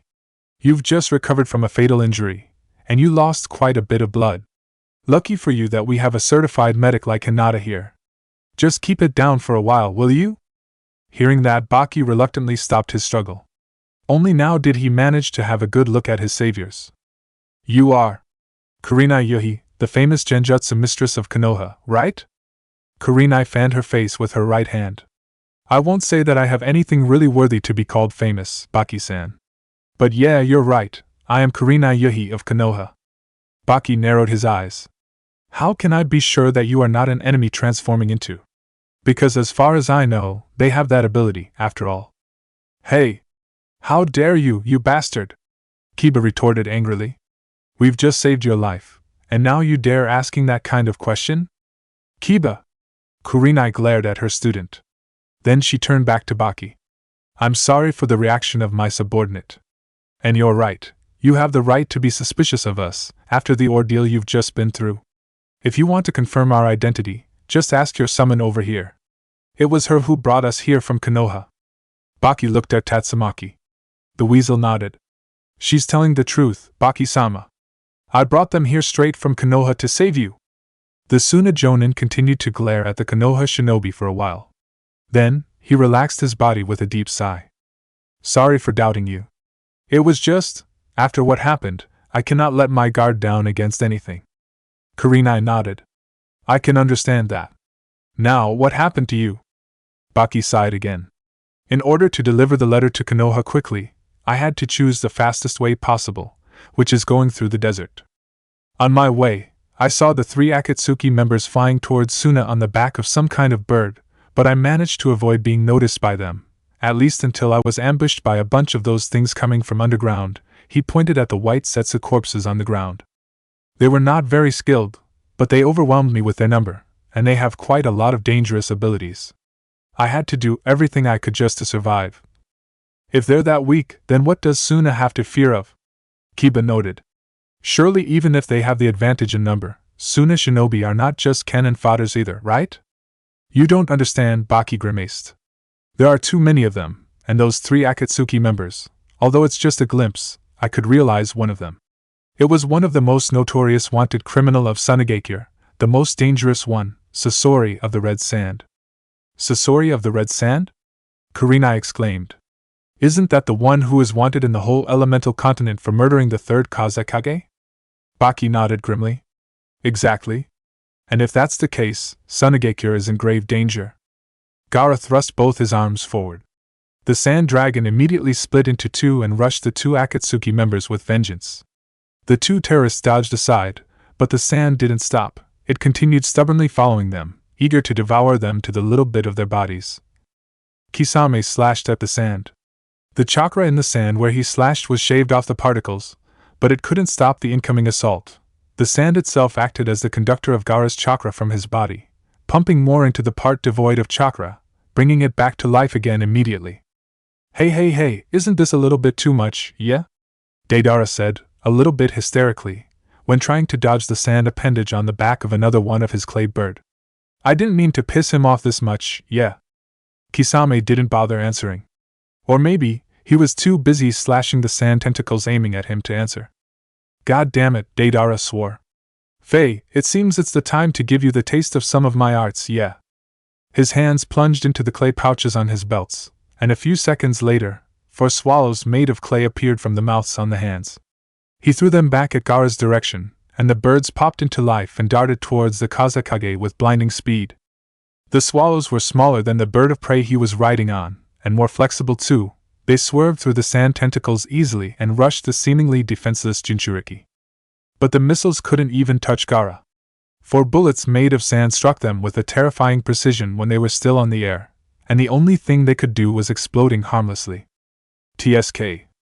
Then suddenly Deidara felt himself being thrown violently across the air. Tendrils made of sand had popped out of the ground and skewered the clay bird he was sitting on. He did a few backflips and landed on the ground safely, but more and more sand spikes popped out of the ground, and he had to jump away frantically to avoid being turned into mincemeat. This is getting us nowhere, Kisame muttered.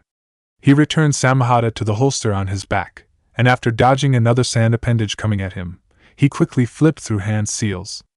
Water style, water shark barrage. Upon finishing the hand signs, the shark man spat out a torrent of water. The water condensed, and formed the shape of 5 giant sharks, which rushed Gaara like 5 missiles and crashed into the sand wall hastily rising up in front of him, one by one. Gaara winced under the pressure. Even though the sand wall was built by the chakra of Shikaku herself, the force coming from the barrage was just too powerful and brutal. The explosion from the contact also managed to take some of the fighting Suna shinobi off their feet, and they were immediately swarmed by the horde of white Setsus attacking them. They are too powerful. If I continue fighting them here, they will destroy the village and kill everyone. He made a twisting gesture with his right hand. Immediately, the 2 Akatsuki members were blasted with geysers of sand erupting from the ground below them. They were flung into the sky, and crashed painfully on the desert outside of the village. Gaara also landed in front of them. He said, his voice was cold as ice. Now that we're out of the village, any last words? Deidara just gave him a nasty grin. He reached into his clay pouch and pulled out a handful of clay. The mouth on his hand greedily devoured it immediately. Yeah, my last words are, you might be able to defeat us here, but can you protect your beloved shinobi in there? Then, with a movement no one could even expect, he formed a hand seal. What are you? And the whole Sunagakure started rumbling from below. Prepare to see your village blasted into the sky with my art of C2, Kazekage, shouted Deidara gleefully. Right on cue, explosions broke out from everywhere in the village. He must have set explosives underground. But how could he? My power should have repelled any intruder coming from underground. And Gaara's eyes widened. Now he had remembered. It was that very moment. Deidara had managed to dig himself out of the debris of the collapsed tower. I think I got a concussion there, yeah, he groaned, holding his head. Chio looked at the new puppet behind Sasori's back with a wary eye. So, the rumor that you killed the 3rd Kazekage, it was true after all. What do you mean, Lady Chio? Kankuro asked in confusion. The old woman pointed at the new puppet. Sasori was the one who invented the way to turn human corpses into puppets. And unless I was completely insane, that was the body of the 3rd Kazekage. You're still as sharp as ever, grandmother, the voice inside the puppet said. You're right, this is the 3rd Kazekage. He is one of my favorite puppets, and you might become my next one. Chio's eyes narrowed. Don't be arrogant, Sasori. You forgot who taught you the art of puppetry already? Sasori didn't lose his calm. Oh, of course I still remember. Your 10 puppets of Chikamatsu hidden art is one of the most fearsome puppet arts in the shinobi world. But unfortunately for you, I have surpassed you long ago. From the 3rd Kazekage puppet, a stream of something that looked like black sand poured out. And Chio's eyes widened when she realized what it was. That? How did you? Yes, grandmother, that's the 3rd Kazekage's iron sand, Sasori answered. I have advanced my human puppet art to a pinnacle no one could do before. My puppets retain all the skills and jutsu they had when they were alive. They don't need to be living to fight like a true ninja. My art is eternal. Then the black sand curled up around the puppet and morphed into a cube behind it. Chio's eyes widened. She'd been too used to this kind of attack when the 3rd Kazekage was still alive. Kankuro. she barked. Get out of there immediately. What? Kankuro nearly jumped, startled. Ah, yeah. He pulled at Azura and jumped back, and it was so fortunate of him that he did that, because right after his feet left the ground, a very sharp spike exploded out of the cube of black sand and would have skewered him had he just been 1 second slower. The iron sand of the third Kazekage can become weapons for him to attack at any range, the old woman said. One simple touch from it can bring down any kind of machinery for as long as the source of the chakra is still intact. Also, from what I know about Sasori, it won't be a surprise if the sand is infused with lethal poison. Those words of Chio's sent chill to Kankuro's back. Had he just been 1 step slower. You should retreat, Kankuro, said Chio when flexing her hands. This is not the kind of enemy you can do anything against. I will take him from here. Then she flicked her hands, and all 10 puppets behind her sprang to life. They gathered around her, ready to attack. Are you sure you are able to take me on? Sasori asked. Face it, grandmother, you're old. Just like your puppet arts, they might be the most powerful before, but now, I've surpassed them. You have no chance against me. You don't know until you try, Chio just answered him bluntly. However, there is something I want to ask you first. With your power, you could have taken Kankuro down without breaking a sweat. At her side, Kankuro made an expression of half a cringe, half a frown. Then why didn't you just do that? It's just like, you're trying to prolong the fight on purpose, to wait for something. Sasori didn't answer her for a while. Then he said, You're still very sharp, grandmother. But it's too late now, because it's already started. Before Chio and Kankuro could understand what was happening, the whole village had heaved up in a series of deafening explosions. I need to go back to Sunagakure immediately, Baki said, pushing himself up from the ground. My village is under attack now. I can't just sit here and do nothing. But Kurenai gently pushed the Jonan back down. You don't have to force yourself, Baki-san. The team we sent there was already on their way. Right now you need to focus on saving your strength first. Hearing that, Baki shouted in rage. What? I've risked my own life to get the letter to Konoha to ask for reinforcement, and what you gave us is just 1 team. What kind of ally are you? Kurenai looked at Baki and smiled. Don't worry, Baki-san. That's the very best thing Konoha can give you as reinforcement. And when I said that it's the best thing, I mean it literally. Because... She looked away to the sky. That team has 3 of our finest Jonan, and Naruto Uzumaki. Baki's eyes widened. Damn you! Gaara shouted, horrified. Are you aiming your attack at the village on purpose? Of course. Deidara laughed cruelly. You're hard to take down, but the village together with everything inside it is a way easier target. You coward! Gaara snarled in rage and sent a wave of sand at the 2 Akatsuki members, but Kisame had moved between him and Deidara and blocked the attack with a giant wave of water coming from his mouth. Gaara cursed. The Kiri missing mean wasn't called the tailed beast without tail for nothing. Attacking us is useless, Kazekage. The mad bomber laughed, and took off again on the back of another clay bird. Even if you kill us here, there is nothing that can stop your village from being destroyed. Gaara gritted his teeth. He knew what the Akatsuki bomber said was true.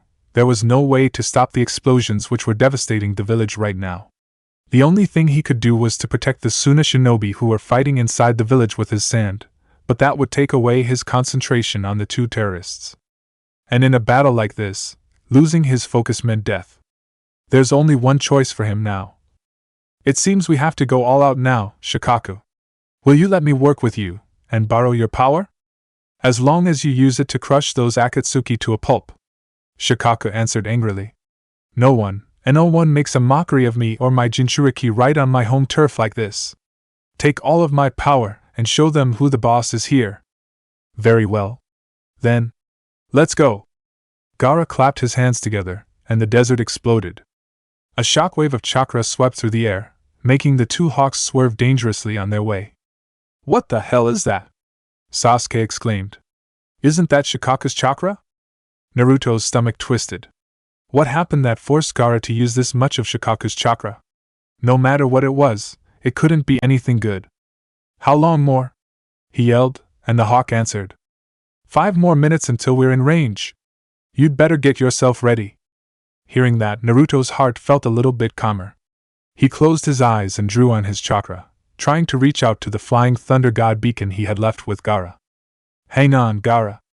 Please don't be down until I get there. Then a gigantic explosion shook the whole desert. Finally, the Jinchuriki decided to use his final form. Deidara laughed on the back of his bird. That's good, Kisame said. Now that he turned into his beast form, he's no longer able to use his skills to defend himself. Then he had to hastily jump away when a humongous drilling air bullet obliterated the place he had just been standing just 1 second ago. The blast was so powerful even after he leapt away, he was still sent flying from the sheer pressure of the wind. Okay, I take my word back. He still can use his skills after all.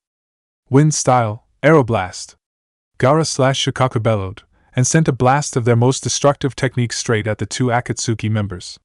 This time, Kisame knew he could not survive even if he dodged, and he hastily swung Samehada in front of him.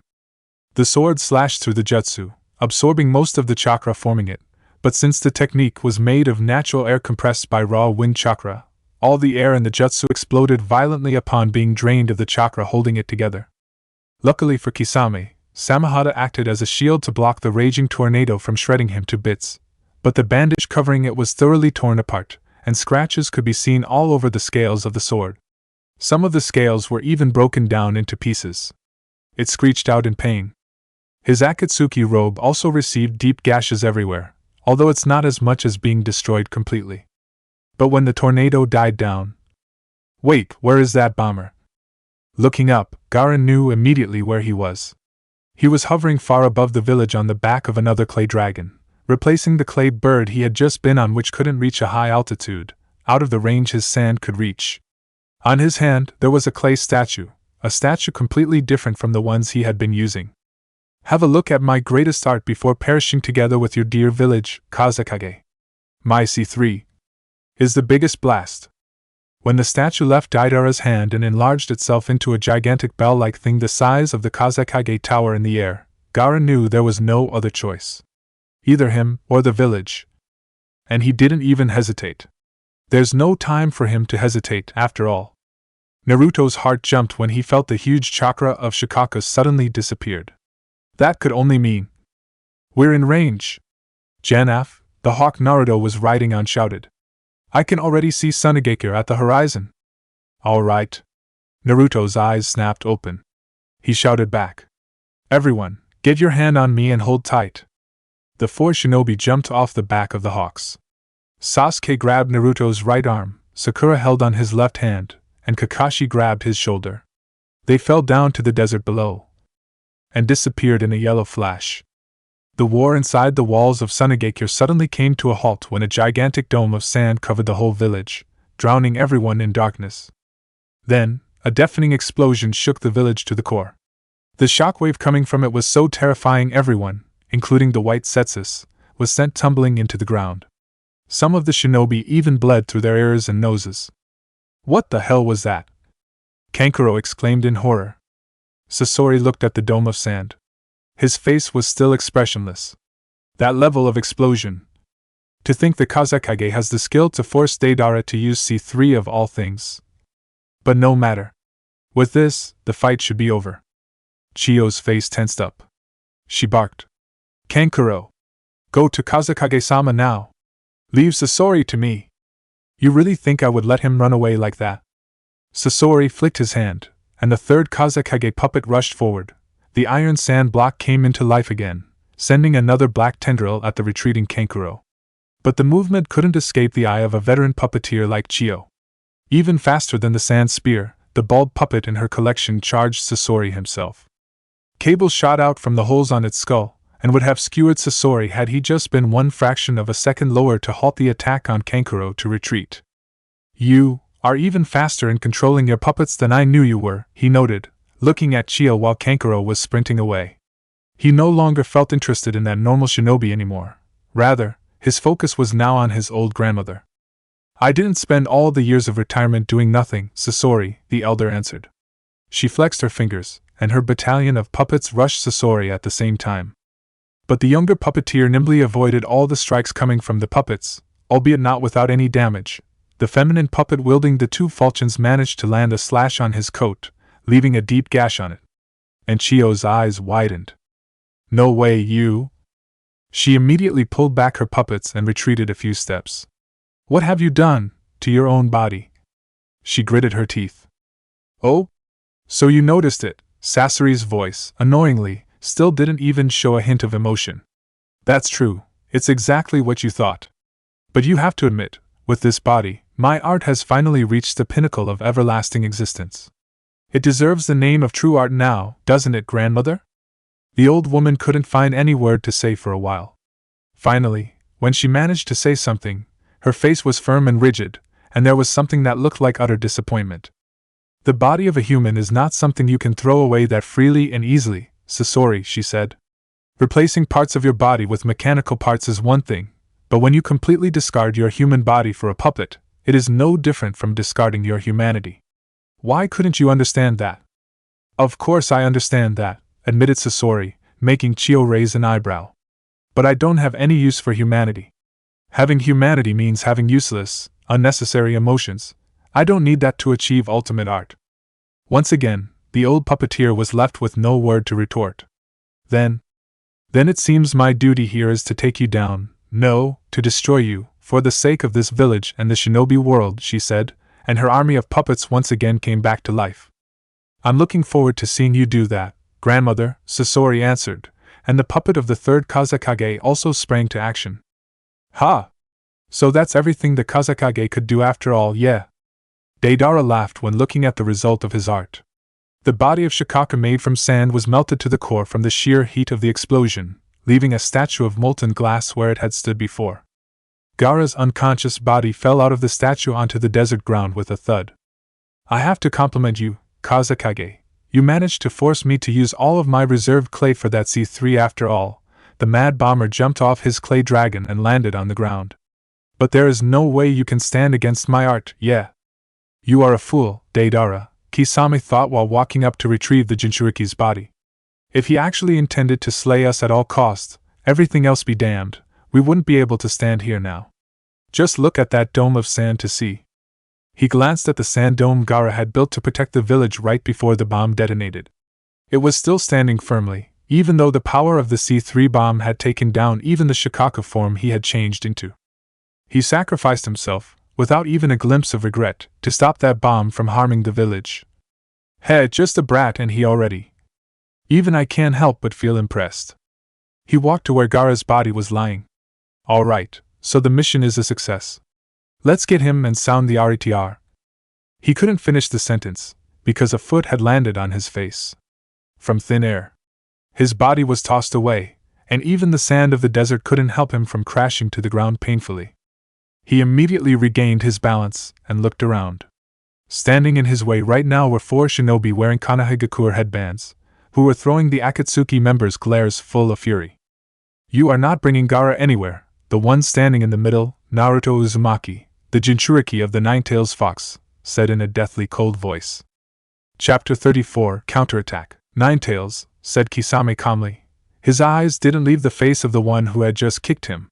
He wiped his mouth with his sleeve. Naruto's kick was enough to draw blood on his face. It's been a long time, he greeted Naruto with a menacing grin. Naruto pointed at Kisame. We're not going to let you bring Gaara away, fish face. Kisame's eyebrow twitched. A fish face? Yeah. Naruto answered hotly. No one ever told you how much you look like a tuna? A tuna with pointy teeth. Everyone face-bombed. You have really big balls, Nine-Tails, Kisame grinned viciously. Our mission is just to bring back the One Tail, but leader might be even happier if I bring back the Nine Tails together with it. Oh yeah? Naruto retorted. Just try me, you fishfa. Naruto's insult was cut short when Kakashi grabbed his shoulder. Kakashi-sensei? He looked back at his sensei in surprise. The Jonan shook his head. Both of his eyes still stayed firmly on the 2 Akatsuki members. We don't have much time to waste here. You are the only hope to stop this assault on Sunagakure. You and Sakura will go in there and put an end to this. His Sharingan started spinning in his left eye socket when he said these words. You think we are going to let the Jinchuriki run away that easily? Deidara snorted, and jumped onto his clay dragon's back again, ready to take off. But he was surprised when Sasuke suddenly appeared in front of him, his weapon, Takamikazuchi, out and activated, to deliver a merciless thrust at his torso. No one even saw the Uchiha moving. Only sheer luck helped him escape being skewered by the blade made of lightning. He kicked the Uchiha down to the ground and hastily took off on the back of his dragon. If he was that fast, it would be utterly unwise to stay on the ground any longer. Sasuke backtracked a few steps, and looked back at Naruto and Sakura. Go, you two. Take Gaara away and leave this place to me and Kakashi. So that's Sasuke Thunderbird Uchiha, huh? Kisame grinned, brandishing Samehada again when Naruto and Sakura grabbed Gaara's body on the ground. This is gonna be fun. Slaying the little brother of that traitor Itachi by my own hand. Whether you can do that or not, we still have to see, Sasuke rebuffed, and Takamikazuchi's energy blade flared up again. But before the Uchiha could jump Kisame, Kakashi had already stood in front of his face, his back turning toward him. Just leave Kisame to me, the older Jonan said. You are the only one who can fly here. You must go and take down Deidara before he can do any more harm to the village. Who said you can interfere, Kakashi of the Sharingan? Kisame bellowed and leapt at the two Konoha shinobi. Samehada drew an arc on the air, coming down on Kakashi's head. But before it could even reach the Konoha Jonan, it had been stopped on its way by another sword. It was a tanto with a pointy blade, and bathing in the harsh sunlight of the desert, it shone brightly in a white light. The famous white light chakra saber, having belonged to White Fang Tsukumo Hatake, the missing nin grinned while pushing his sword down further. Such an honor to see a sword with such a great history. That's right, Kakashi answered, sending more power into his arms to push back the giant spiky sword. And its history will have another page written with your defeat here today. Gaara's eyes fluttered open.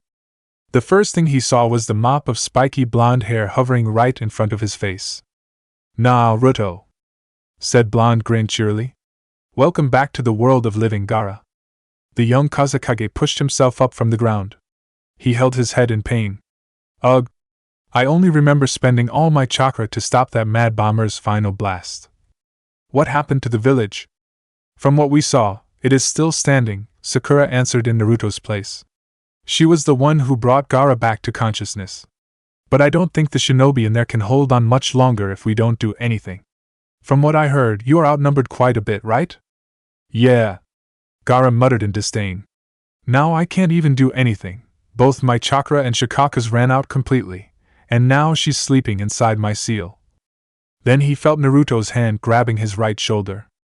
Suddenly he felt himself alive. All of his chakra was rejuvenated in an instant, and all of his fatigue, pain and injury seemingly disappeared in a blink of an eye. There, that might be enough, Naruto looked at him, still grinning. Or maybe you need a little bit more? No, that's more than enough, Gaara smiled. He stood up from the ground. More than enough to protect Tsunagakure from those monsters already. Naruto grinned. Then let's go in there, yeah? Gaara nodded. He made a twisting motion with his hand, and a hole opened on the dome. The three shinobi leapt through the hole, and rushed into the battle. This might be the proper time to talk about the battle within the village, inside the dome of sand. When Gaara created the dome of sand to protect the village from Deidara's bomb, the only thing in his mind had been stopping the gigantic explosion from reducing the village to rubble. He didn't even think about his own life. The safety of other Suna shinobi was more important. And because of that, he had also forgotten another crucial detail.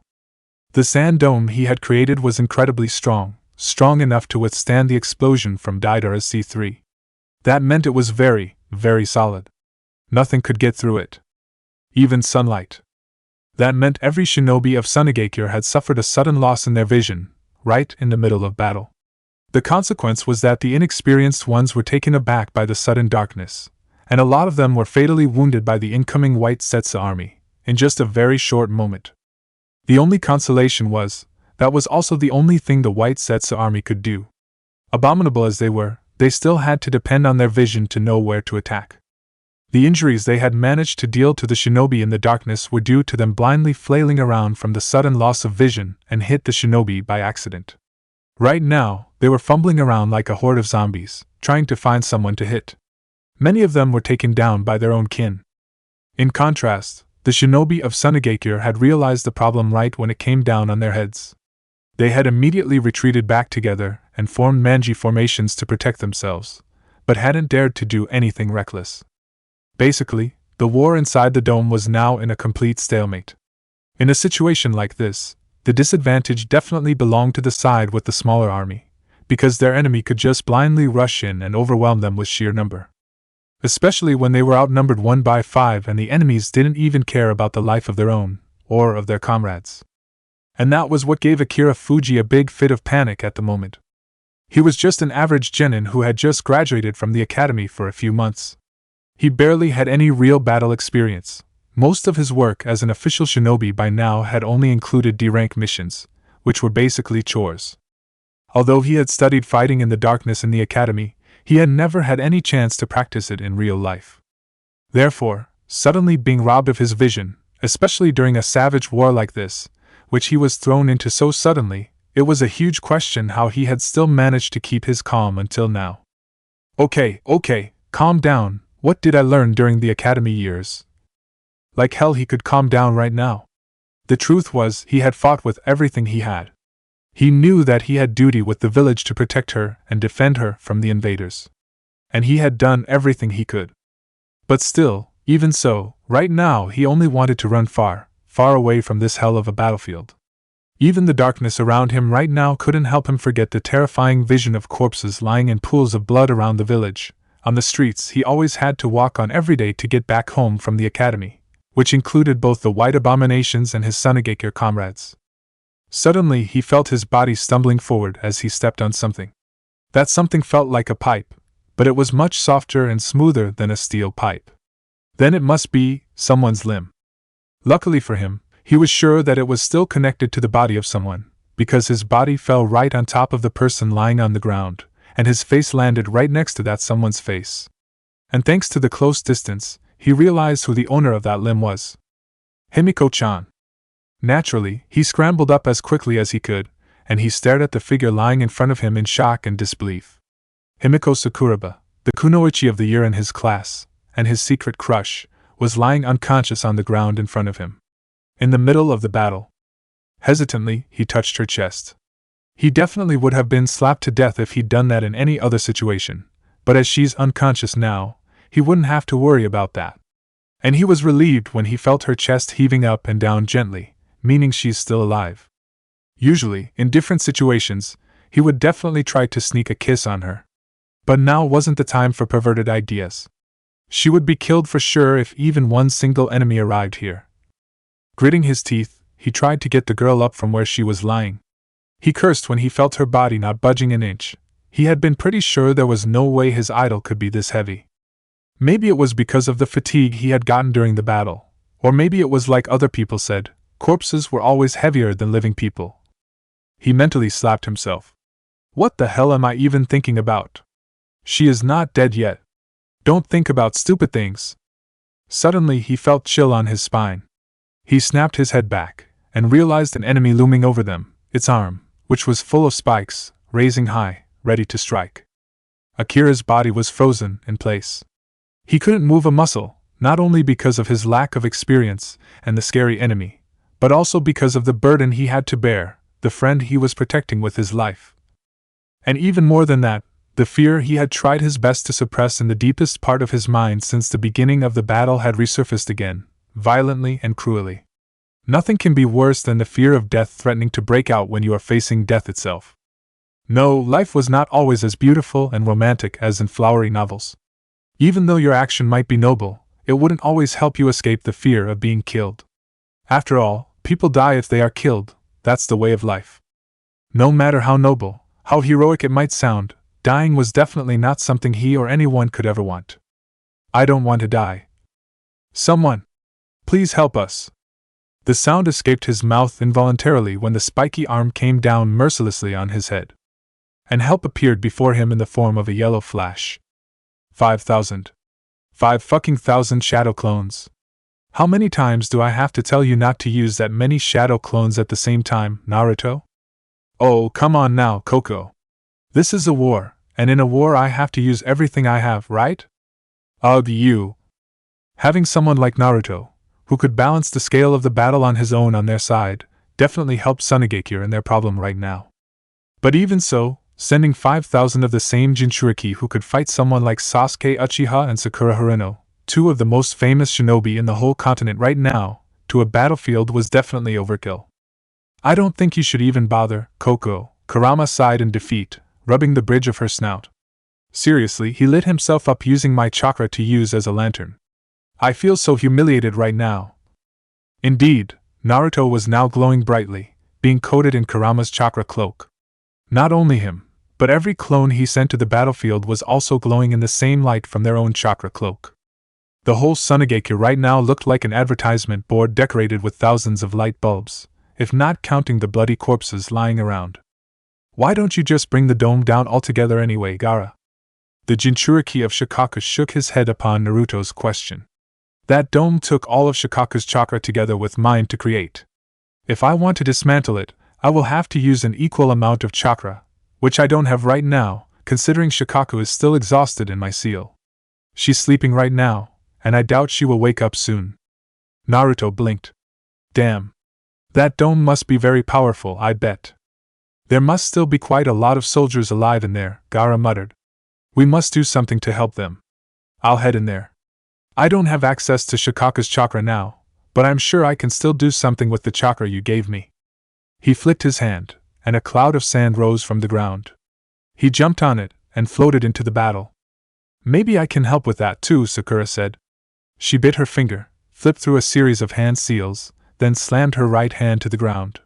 Summoning Jutsu. In a cloud of smoke, the giant body of Katsuyu, the Queen of Slug, appeared. Wow, that slug looks even bigger than we saw during the war, huh? Isaba noted. Koko nodded. Indeed. As far as I know, that is just a portion of her body. The real body of Katsuyu is much, much larger than that. It may dwarf even the Ten-Tails itself. The reason why no one has ever summoned the whole body is that no human being has enough chakra to do that, Jinchuriki or not. From what I heard, even Hashirama, the first one holding the slug summoning contract of the Senju clan, couldn't do it, even with Saikyo inside him. Katsuyu-sama, can I depend on you? Sakura looked at her summon. The slug nodded, and started dissolving into thousands of smaller slugs. They started crawling away into the battlefield, where hundreds of injured shinobi were lying there, waiting for death to claim them. All right, let's do it, the medic exclaimed, and clapped her hands together. The 100-strength seal on her forehead started unfolding and crawling down her face, her shoulders, and stopped somewhere hidden inside her shirt, because Naruto didn't see it extending further downward. Naruto, when I use this jutsu to provide healing to others, I cannot move from this place, so I leave my protection to you. Naruto nodded. Don't worry, I got your back. He pulled out something from inside his sleeve. With the unique shape of the tool on Naruto's hand, it took Sakura just a glance to know what it was. It was a brush specially designed for seal drawing, more exactly, the brush made of phoenix feather the third Hokage had given him in his birthday party 3 years ago. He ran a circle around Sakura and started drawing symbols on the ground. When the circle was completed, he sat firmly on the ground and made a hand seal. Uzumaki-style barrier, 9 gates of heaven. On the ground, the seals Naruto had just drawn started glowing. Then, a line of light started connecting them together, forming 9 circles with the same center around the 2 shinobi. From the circles, barriers made of chakra rose up, separating the 2 shinobi with the outside battle. There, Naruto breathed out. As long as I still have chakra, no one can go through this barrier unless I allow them to. This is one of the most powerful barrier jutsu of Yuzushiogakure I learned during the training trip, believe it? It seems you're still hiding a lot of things, Naruto? Sakura smiled at him, and he grinned back. Of course. Do you really think that I would show you everything I got during that battle? Sakura didn't answer. She just smiled and turned back to her work. Chakra started flaring up from her body. Needless to say, Sunagekire's shinobi were thrown into another big fit of panic when they saw the newcomers. What the hell is this? An injured shinobi screamed when he felt the white, slimy slug coming out of nowhere and crawling up his body. Is there another force coming to invade us? Akunoichi exclaimed, trying to slash another slug coming for her, only for it to split in half and reconnect itself again without any injury. Then suddenly, they heard Gaara's voice, enhanced by chakra, booming around the village. Shinobi of Sunagekure. Our friends Konohagakure have arrived and are now helping us fighting the enemies. Those slugs are also what they sent. Do not worry about them, They are trying to help you. Keep your heads up. Now we don't have anything to worry about. Coming with Gaara's words, an army of blonde covered in golden chakra appeared in yellow flashes and started going at the enemies. At the same time, the slugs had also managed to arrive at where the injured were, and were now starting to heal their wounds. Gaara's enhanced voice once again boomed in the air. Sunagakure. This is the time. Let's stand up once again and push the invaders out of our village. Around the village, cheers exploded. And the army of White Setsu suddenly found themselves being pushed back by the newly revitalized Sunagakure army, together with the army of blonde Jinchuriki coming at them. Kankuro was dashing on the streets of Sunagakure with everything he had in his body.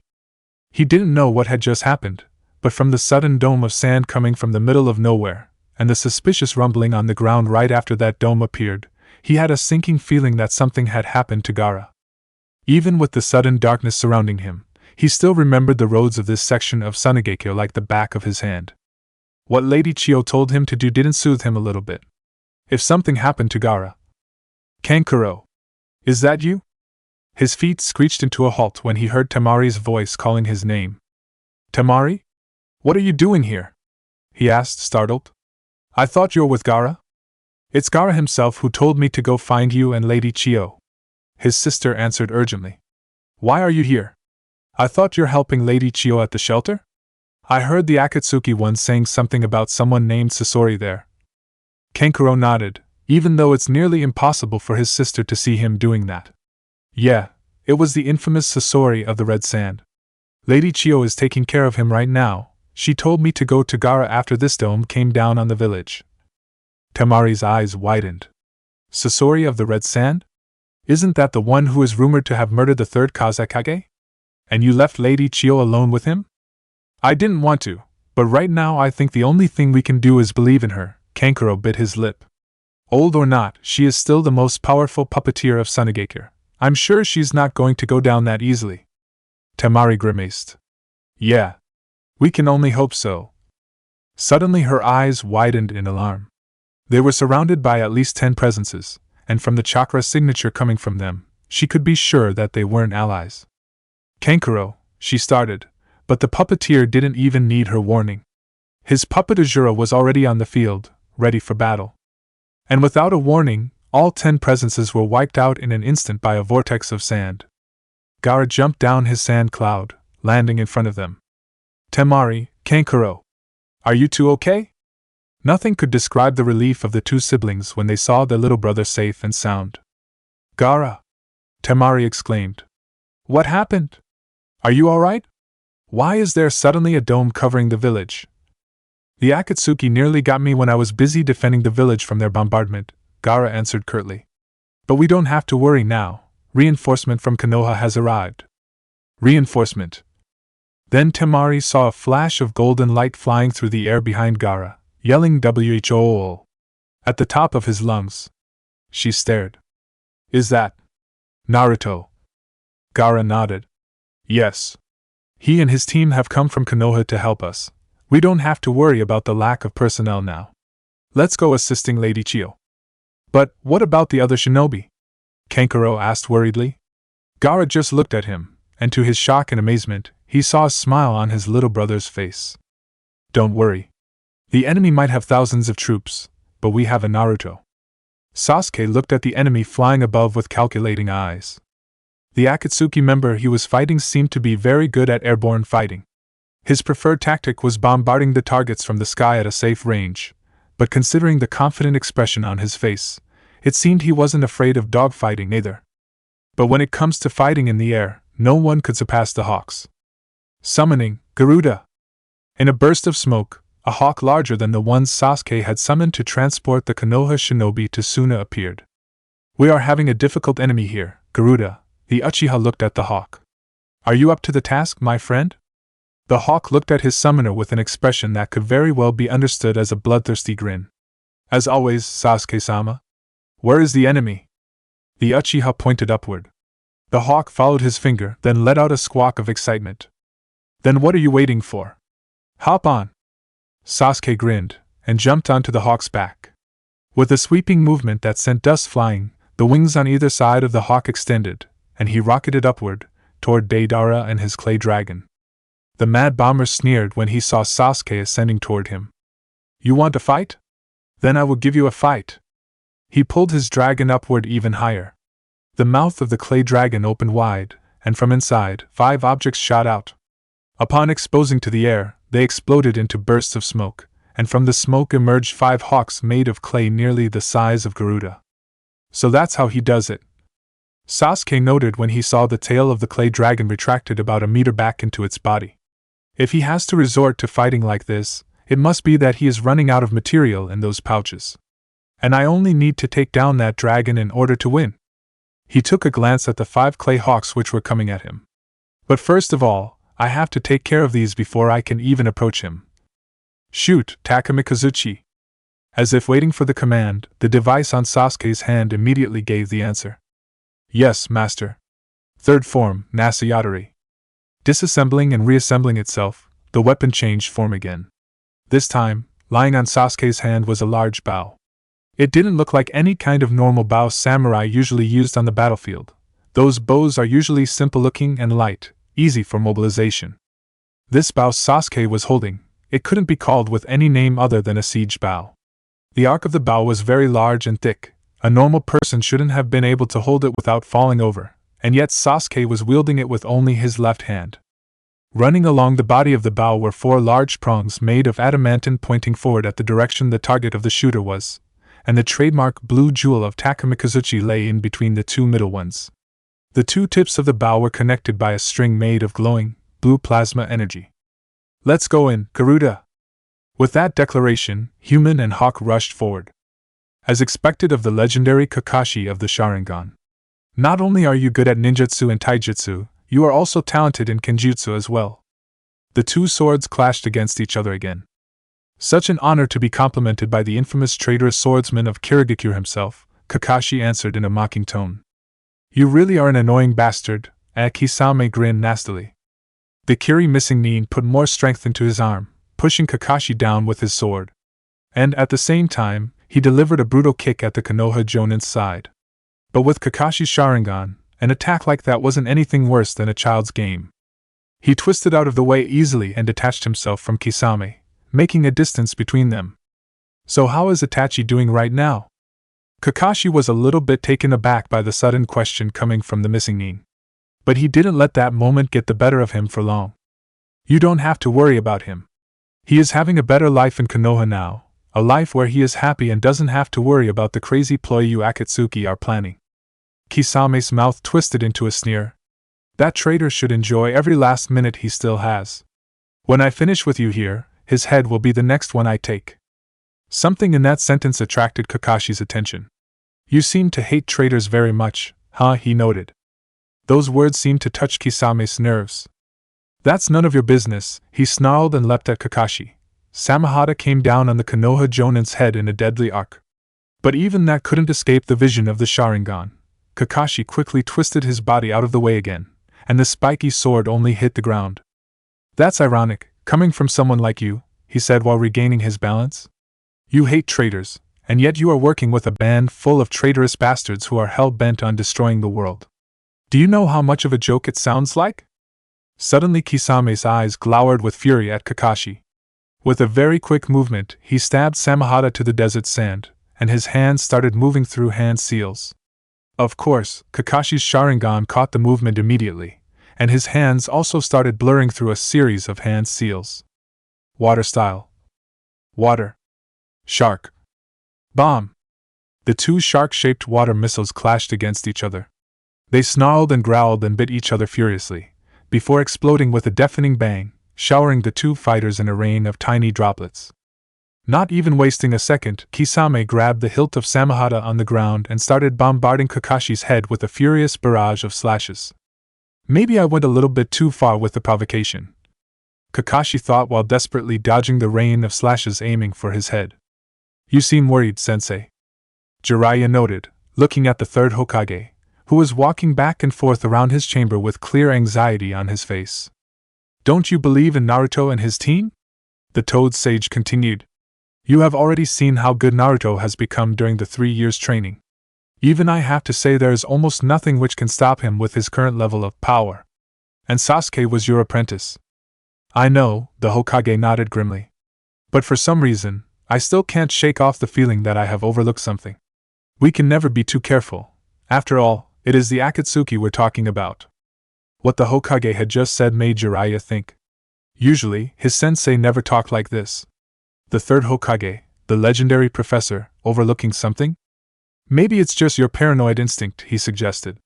You know, powerful or not, this is still the first mission of Naruto as a Jonan. It's understandable if you feel a little bit uneasy about that. Hiruzen grimaced. Hope it is true. The two men looked out of the window. The sun was going to settle below the horizon. After another failed maneuver, Chio withdrew her puppets and took a few steps back, making a distance between her and Sasori. It was hard to admit it, but she knew that her grandson had become way more powerful since the day he abandoned the village.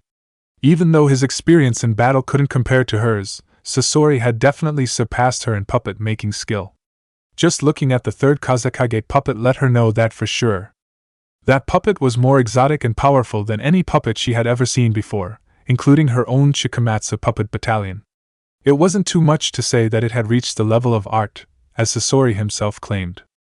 Only the battle experience she had gathered all her life, accumulated through years of fighting at the front line, could help her survive against that terrifying puppet.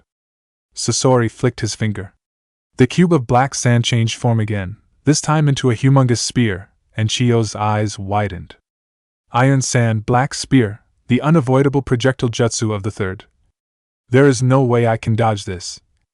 She immediately brought her hands together, and 3 of the 10 puppets of Chikamatsu gathered in front of her. God's Shield. The 3 puppets quickly formed a triangular formation and extended their arms. In front of them, a great shield made of pure green chakra burst into life right before the black spear made of sand collided against it. A horrible CRAAKKKKK sound echoed through the air.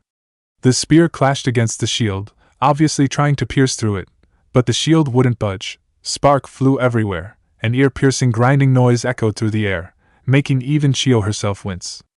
Cracks started appearing on the surface of the energy shield. Oh shit! And the shield exploded, not being able to stand the incoming strength of the black spear anymore. But the force of the explosion also managed to shatter the spear back into tiny particles of sand. You managed to make a shield that was able to withstand the unstoppable black spear of the third Kazekage, Sasori said emotionlessly. But let's see if your puppets can survive through this. He flicked his fingers. The sand particles from the destroyed spear gathered up and surged forward, aiming at Chio's puppet battalion. On the battlefield, the puppets are like the arms and legs of a puppeteer. If they lose the puppets, there will be nothing that can stop them from being overwhelmed by their enemies. And the iron sand of the third Kazekage was called the Puppet Slayer for that very same reason. Its power can completely stop the functioning of any kind of machinery. If they managed to land on Chio's puppets, it would be the end of hers. But the old woman suddenly did something no one could ever expect. Instead of using her puppets to block the incoming black sand wave, she threw herself into the way of the attack. What the? Even Sasori himself couldn't hide the shock upon seeing the sudden movement of his grandmother. The old woman went through a hand seal and raised her right hand. It detached itself from her body and opened up into another chakra shield, and the wave of sand clashed onto it. Very quickly it started covering the mechanical arm and disabled it, but the other puppets of Chio were protected. And Sasori knew he was in trouble when he saw that there were only 9 puppets within his vision. Where is the last one? Chio flicked the index finger of her remaining left hand. From underground, right next to Sasori, the last puppet in the 10 puppets of Chikamatsu burst out, its mouth gaping open. Inside, Sasori could see quite clearly the shape of something spherical. Shit! This is the lion closing roar sealing jutsu. If he was caught in the jutsu, he would be finished. Even the most skilled puppeteer needs to maintain his chakra to control the puppets. If his chakra was cut off, his puppet techniques, no matter how skilled he was, would be disabled completely. And he knew that the lion closing roar was designed for that very same purpose, shutting down the chakra in a person's body completely. And it was too near, there's no way he could avoid it. He immediately pulled his hand back, and the puppet of the third Kazekage leapt into the path of the incoming attack and took the jutsu head-on. The lion head crashed against the puppet, crushing it between its giant jaws and cannonballing it away, and immediately, The sealing jutsu came into effect, cutting off the chakra connection between it and Sasori, rendering it useless. Sasori glanced at his puppet, which was now lying on the ground motionlessly. I can't believe you would risk yourself to disable my favorite puppet like that, he said disdainfully. But no matter, that's everything you can do, soon you won't be able to walk again. And Chio knew it was true. Right now, she could feel pain curling through her veins. She kneeled on the ground, breathing heavily. You put poison in that sand. Of course, Sasori answered, as if it was the most obvious thing in the world. Finally got it, grandmother? Chio gritted her teeth. I admit, you have surpassed me, Sasori, but without that puppet, you won't be able to do any harm to Sunagakure anymore. That's all I need to know. Answering her was a snort from Sasori. Oh, please, grandmother, do you really think the third Kazekage is everything I have? He is my favorite, indeed, but he is by no means the only puppet I have. In my hand right now, I have more than enough to crush this village alone if I want. Really? Then how about you show us what that means? And Sasori had to jump out of the way when a wave of sand crashed down on where he was standing. He took a glance at the newcomers. You are the Kazekage. What the hell are Deidara and Kisame doing? You don't have to worry about them. Gaara landed on the ground between Chio and the Akatsuki member and threw him a sharp glare. Next to him, Temari and Kankuro were also brandishing their weapons, ready for a fight. Instead, you should worry about yourself, because you are facing me now. The emotionless cameras which took the shape of eyes bore into Gaara's face. Then I guess I should stop holding back. He pulled his cloak open, revealing a compartment on his chest. Then he pulled out a scroll from his back. The compartment on his chest snapped open, and from there, strings of chakra burst out and connected with the scroll. A huge burst of smoke, and an army of puppets wearing red cloaks appeared, hovering on the air menacingly above the Sunagakure shinobi. Let's see what you can do against my performance of 100 puppets. Sasuke narrowed his eyes in concentration while glaring at the 5 clay hawks coming at him.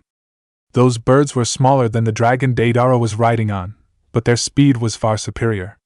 And with the small size, they were way more flexible and dangerous in a dogfight, especially when they already managed to outnumber the enemy. And one more thing that made them dangerous was that they can explode upon contact. Even the slightest mistake would mark the Uchiha's doom. But Sasuke knew he didn't have anything to worry about. He already had the most powerful and suitable partner for a situation like this with him. Garuda was not as fast as Ulki or Janaf. But he didn't need to be. Different from the 2 other hawks, he was something people called a battle hawk. A hawk specializing in airborne fighting, he had the ability to perform very difficult, to the point of reckless, maneuvers on the air, allowing him to get through formations which seemed to be unable to break through. And with Sasuke's projectile attacks, he would also have the means to fight enemies from a distance. If Deidara's dragon could be considered a tactical bomber designed to bombard structures, then Garuda would be a jet fighter designed for air supremacy. And that's the reason why Sasuke knew he would win in this battle. From the other side, the clay hawks began their assault. 2 of them separated from the formation and rushed the Uchiha and his ride, their wings cut through the air, making a rather ear-piercing shrill. But Sasuke was ready. Let's do it just like we practiced, Garuda. On it, Sasuke-sama. The hawk spread his wings and, with a movement Deidara couldn't expect, charged right at the incoming clay hawks. So you want to die, Uchiha? Then I will give it to you. But right before the 3 hawks could collide with each other, Garuda suddenly stopped in midair and took an unexpected dive to the ground. The 2 clay hawks, unable to respond to such a reckless and out-of-the-box maneuver, couldn't halt their advance in time and as such, collided with each other and exploded violently in midair without even being able to harm a strand of hair on Sasuke's head. TSK. Deidara clicked his tongue in annoyance. He made a hand seal, and the 3rd hawk advanced. It exploded into tens of smaller birds, which proceeded to swarm Sasuke's vision, blocking the 2 larger ones from his view. The Uchiha's brain flashed. Time to bring out the big gun. He raised his bow and pulled the string. Ready to fire, Takamikazuchi. Affirmative. Load cartridge. Combination successful. Plasma style, penetrating arrow.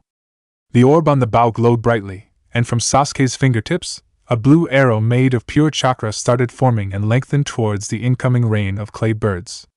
Upon reaching the orb, The arrow started glowing brighter and brighter with more chakra pumping into it.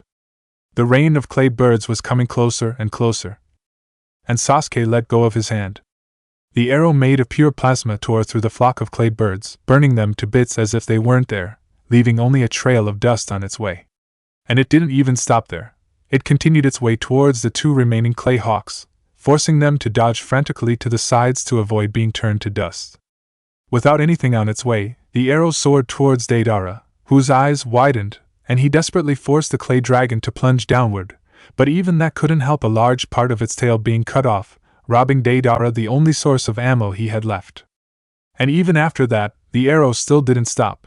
It continued gaining altitude, until disappearing as a dot of light in the sky. "Oh dear Mother of God!" Those were the only words Deidara could utter upon seeing the destructive attack. He made a hasty hand seal, and the two remaining hawks veered back into the way, but this time he could not afford to attack recklessly like before. This time, one of the hawks rushed forward, and just like before, Sasuke and Garuda avoided the advance easily. But unlike before, it stopped midair and turned back, still following the two doggedly. TSK. Knowing that it would be troublesome if he could not take the clay creation down, Sasuke turned back and shot another arrow at it. But it seemed this time Deidara already prepared for it. He formed another hand seal, and the clay hawk made an impressive dodge roll in midair, and the plasma arrow soared harmlessly past it. Immediately, the attacking clay creation regained its balance and continued tailing Sasuke and Garuda. Sasuke gritted his teeth. It seemed the Akatsuki member had recognized that a one-on-one fight was the most suitable against someone as skilled in airborne battles as the Uchiha, and now he was abusing that advantage as much as he could. If that's the case, the only way I can take down both of those annoying birds is... Under Sasuke's command, Garuda suddenly turned and rushed towards the other clay hawk. So he wants to take out my last two creations just like before. But do you really think I'm that much of a fool? Very well, if that's the case, I will take your bait. And the remaining hawk also plunged itself towards Sasuke and Garuda. Sasuke's eyes narrowed. His muscles tightened. He took the bait. The two hawks, one real, one made of clay, were getting closer and closer. Almost there. Then Deidara's mouth twisted into a nasty grin. Boom. Before the two hawks could even collide, the clay hawk had exploded into a thick cloud of smoke. The explosion didn't cause any damage, but it managed to engulf Sasuke and his hawk in the smoke cloud, and even with the Sharingan, he couldn't see through all the smoke around him. Basically, he lost all his vision. And the last clay hawk, which was tailing Sasuke and Garuda doggedly, charged right into the cloud of smoke. And it's over for the mighty Uchiha Thunderbird, Deidara smirked.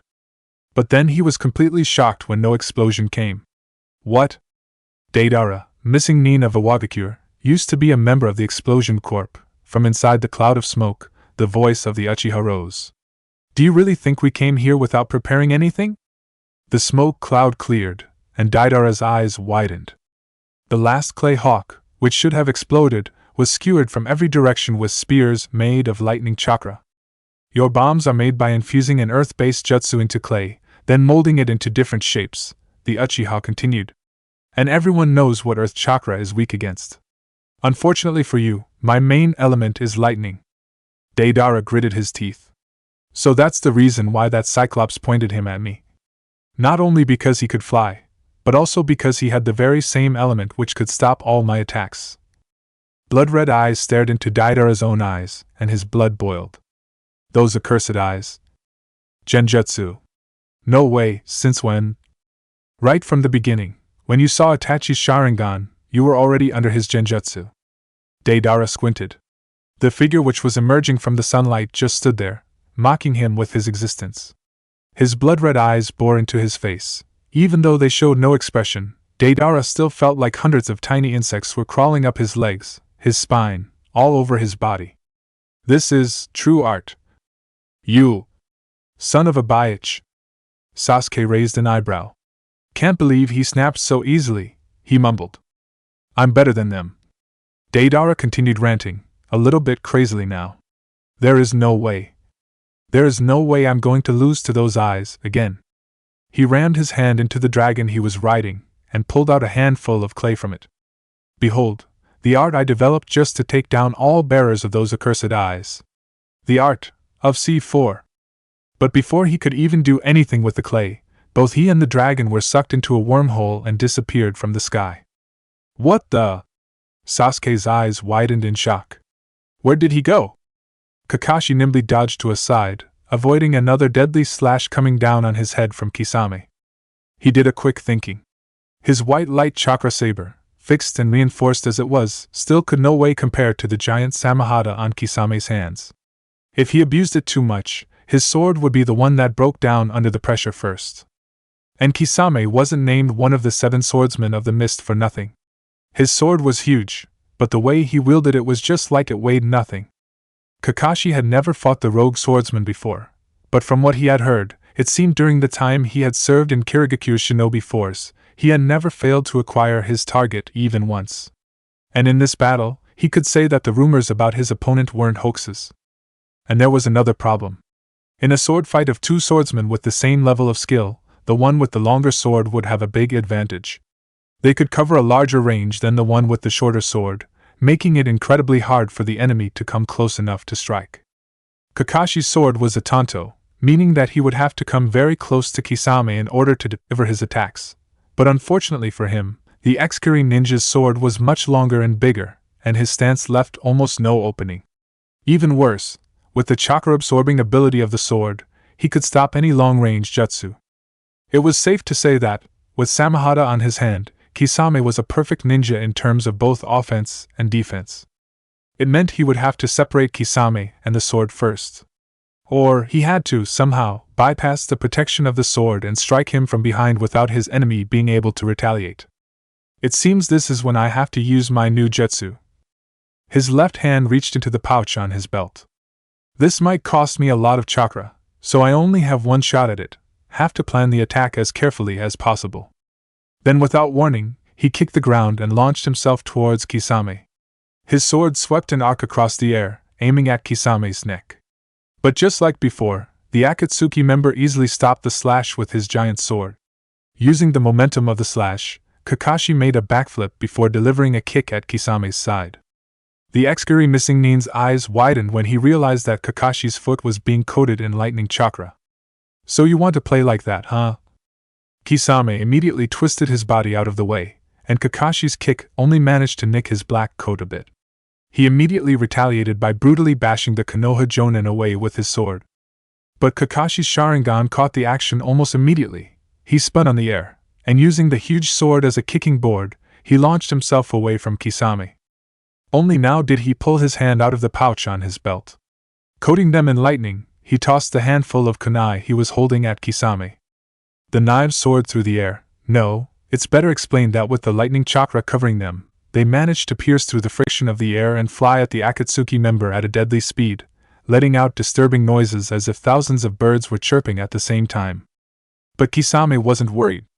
Things like this, he could just use Samahata to block.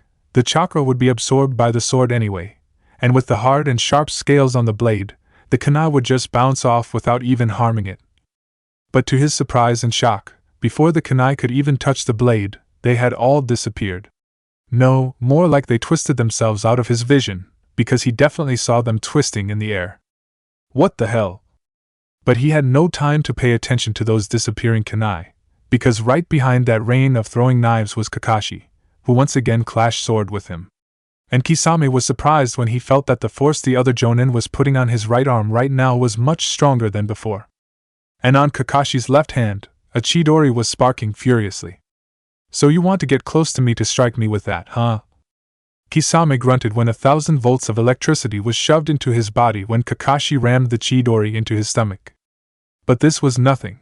In this close range, the piercing power of the technique was reduced considerably, and years of fighting Kumo shinobi had given his skin good resistance to electricity. Things like this couldn't even compare. Gah! Kakashi's face couldn't be seen under his mask. But if anyone could see through it, they would see a victorious smile. How did you? Kisame gasped out in pain, obviously from the 7 kunai that were sticking out of his back. With the kunai piercing through his skin, lightning chakra was flowing into his body from them, effectively numbing down all of his senses. Where did those kunai come from? Kakashi's eyes twinkled. Do you remember the kunai I threw earlier? and Kisame's eyes widened when his eyes caught sight of Kakashi's Sharingan. It now had the shape of a pinwheel. He gritted his teeth. You teleported them behind me. Actually, it's a little bit more complicated than that, Kakashi chuckled, but I'm not planning to let you know everything about it. Secret is an important part of a ninja, am I right? He pulled his hand away, and Kisame slumped down to his knee. You fought well, monster of the hidden mist. But I'm afraid this is the end of you. Kakashi raised his sword, preparing to deliver the final blow. Before he was kicked brutally from the side. His body was flung away, crashing into the ground painfully. What the hell? Heh. You're finally here, huh? Kisame grinned, his face twisted a bit in pain. Kakashi immediately flipped himself back up from the ground. And his eyes widened. You! Gaara glared at the horde of puppets hovering in front of him warily.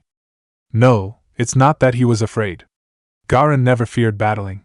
But even so, he had never had to face a whole army before. But he didn't have anything to worry about. The chakra Naruto gave him was so powerful, with it inside his chakra coil, he knew there was absolutely nothing that could get past him. So you prefer that fox over me, huh? Gaara smiled when he heard Shikaka's voice in his head. So you're already up. I didn't think you could wake up so quickly. Thanks for helping me with that dome, by the way. You are awesome. Shikaka huffed inside Gaara's mind. Ha! Of course I'm awesome. And yet you dare go and use that fox's chakra without my permission. Gaara chuckled. Oh, so the great Shikaka is jealous of her sister, huh? Cue Shikaka being reduced to a stuttering mess. Humph. Then don't even come to me asking for protection the next time, you idiot. I don't have spare chakra to protect you anyway. Then the connection between them was cut off abruptly. But Gaara smiled. Yeah, Shikaka. We already completed our duty to protect the village. This is now the time for me to use my own strength to protect you. Kankuro, Temari. Bring Lady Chio to Sakura Haruno, who is now staying at the edge of the village. She will know how to help her. No way, Kankuro immediately retorted. There is no way we're leaving you alone with that bastard. Then he pulled out Azura again, ready to charge into battle. Listen to me, Kankuro. Kankuro was stunned a bit when he heard the calm voice coming from Gaara. You don't need to worry about me. Lady Chio is the one who needs help right now, not me. Besides, I want you to go because this place is going to get a little bit messy. Kankuro opened his mouth, but hesitated when he saw the confident look and the slight smirk on his brother's face. Finally, he nodded, then together with his sister, he lifted the old woman up, ready to depart. But Sasori wasn't going to let them go that easily. The army of puppets rose to the air, and upon the puppeteers' command, started bombarding the four shinobi with the largest rain of poisonous Senbon Kankuro had ever seen. Oh shit. However, the Senbon couldn't even land on them. Thousands of Senbon made of sand surged out from the ground and launched themselves toward the steel Senbon, intercepting them right on their way. None of the poisonous Senbon could pass through the barrage of sand Senbon. Taking this chance, Kankuro and Temari, carrying Lady Chio, immediately ran like hell away from the fight, towards the border of the village, where Sakura and Naruto were waiting. Sasori's eyes narrowed. You! If that's really the only thing you can do to kill us, then it's pathetic, Gaara said calmly, lowering his hand, which he had raised in front of him to summon his barrage of sand Senbon to counter Sasori's attack. And he added in a mocking tone, even drawling his voice deliberately. Even Kankuro could do it better than you. Sasori's puppet body couldn't express emotions. Hell, even his real body right now was just a blob of flesh, no more, no less. There was no way it could feel emotions anymore. But right now, for some reason, Gaara could feel something similar to a clear, utter rage coming from it. I am going to bind your insolent mouth up, brat. Then the army of puppets surged towards the young Kazekage. Sand tendrils immediately shot out from the ground, meeting the wave of puppets in midair. Useless. Upon Sasori's word, the front line of the puppet army immediately formed a wall, shielding the rest of the puppet army from the deadly tsunami of sand tendrils. And upon touching the wall, the tendrils disintegrated back into sand particles. So they can absorb the chakra from my jutsu, just like that sword. The wave of puppets continued rushing ahead, towards Gaara, with the clear intention of burying him with their sheer number. Humph. Suddenly Gaara made a movement Sasori couldn't expect. With an extravagant motion, he pulled his hand back into a fist and threw his right palm forward. What?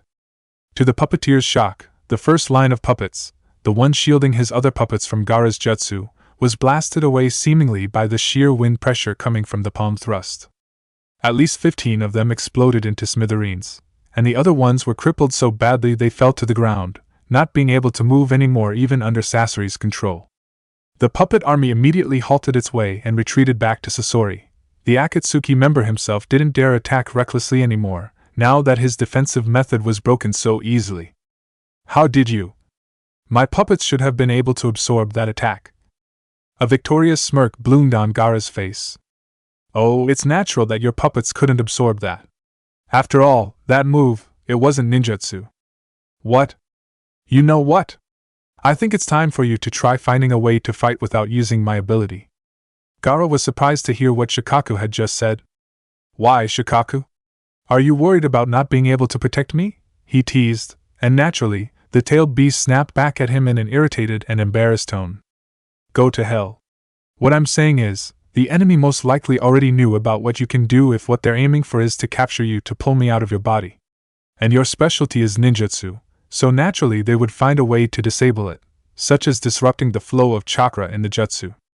And since my specialty is ninjutsu also, I can't do anything if that happens. Gaara pondered. What Shikaku had just said actually made sense.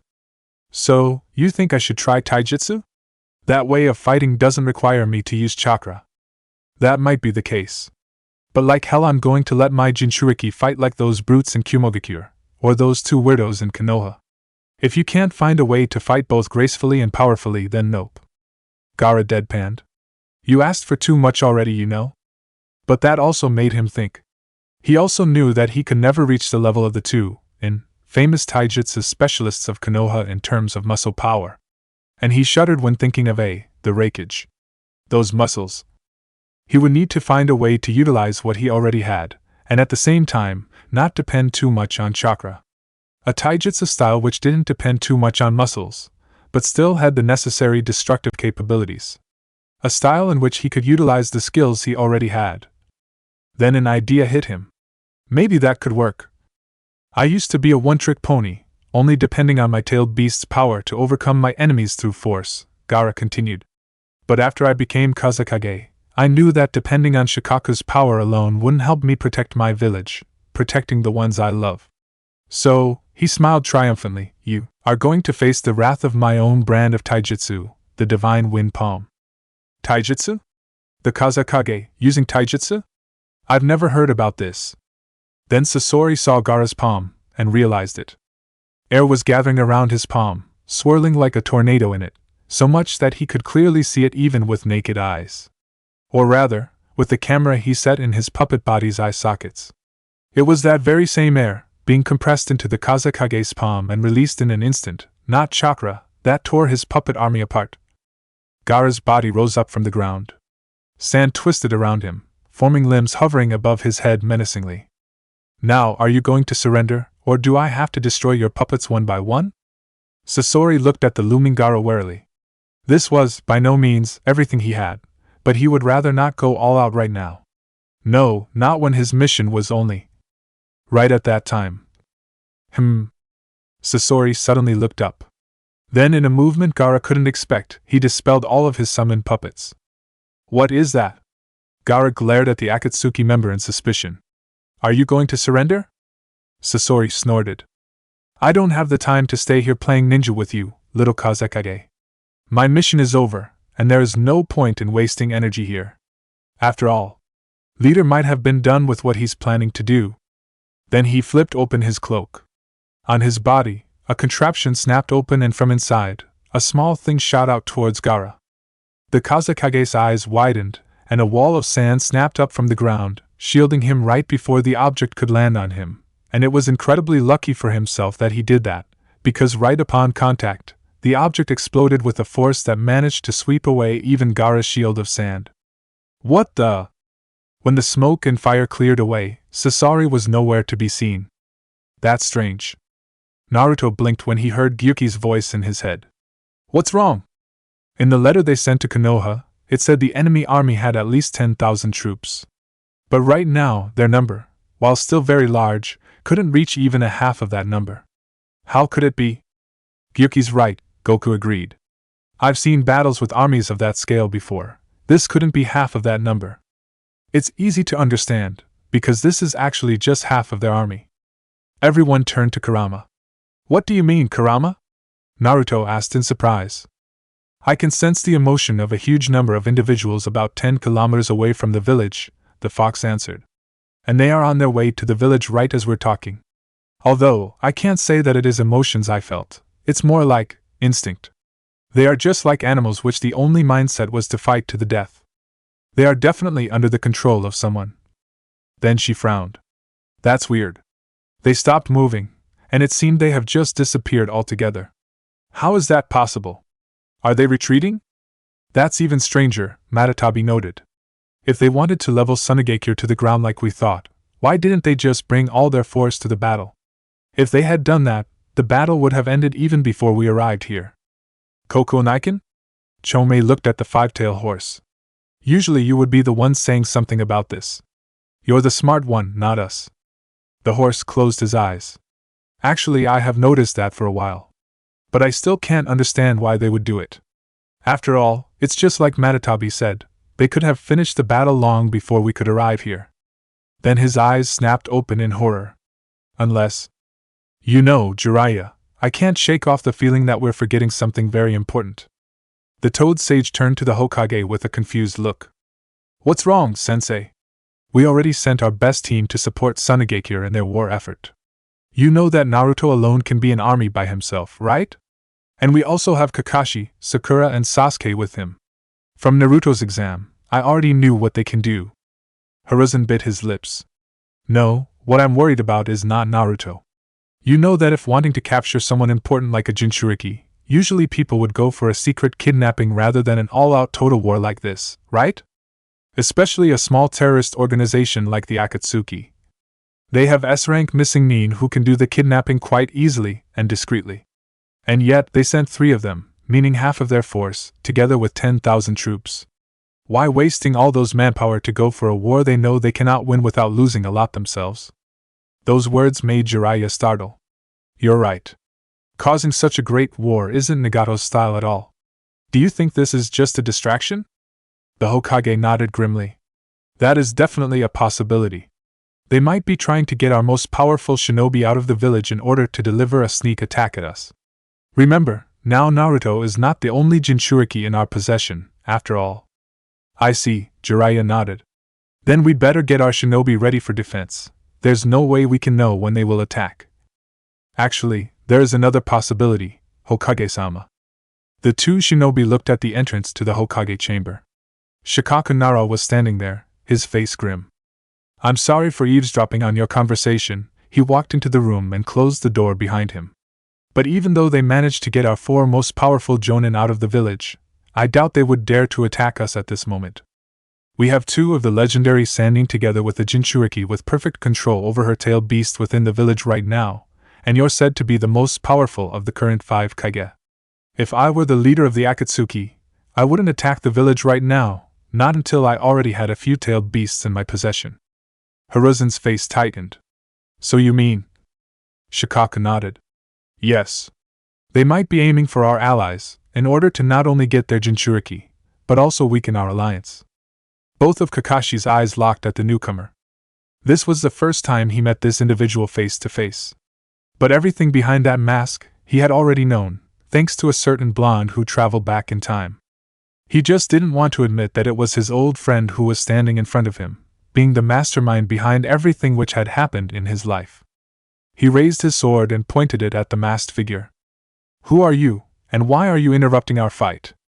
Chuckles rose from behind the mask, and Kakashi had to do everything he could to keep himself from shivering. Kakashi Hatake, hero of the Sharingan. What my name is isn't important. Right now you can just call me Toby. Toby. Obito, so you're going around with that name now, huh? Toby, Bito, whatever, Kakashi growled. If you don't get out of the way, you will be the next one who falls under this blade. He was sure he saw a slight, but sudden movement on Toby's left arm when he heard that name coming out of his mouth. However, that moment passed as fast as it came, and Toby answered him in a mocking tone. Such a big word, Kakashi Hatake. You really think you can touch me with that? Anyway, I cannot let you kill Kisame today. He is still useful for us, the Akatsuki. From the ground, Kisame grinned, despite being in pain. So leader has finished his work, huh? Yeah, Toby answered curtly. And that means your work is also done. It's time for us to retreat. Good job buying us time. There won't be anything they can do for Kirigakyo now, anyway. He grabbed Kisame's hand, and before Kakashi could even do anything, the two Akatsuki members disappeared in a spiral vortex. What? At Kirigakyo. The whole village was completely devastated. No one had expected the sudden attack without even a warning, and definitely no one could have expected that a group of 3 shinobi could do something like this to a great hidden village. Had it not been for Utakata's last-ditch effort to defend the village against the final blow coming from the attackers, everything in Kirigakyo would have been flattened by now. What the hell are you? Zabuza gritted his teeth while leaning on his Kubikura Bocho as a crutch. Even with the newly formed 7 swordsmen wielding 4 of the legendary swords, they had stood no chance against the enemies from the Akatsuki. The leading attacker raised his hand, and the devil of the hidden mist was thrown backward by an invisible force. 3 pairs of violet rippled eyes stared down the scene of devastation. Consider this a warning to anyone who dares raise a hand to defy us. We are pain, and we are God. Anyone defying gods will suffer the same consequence.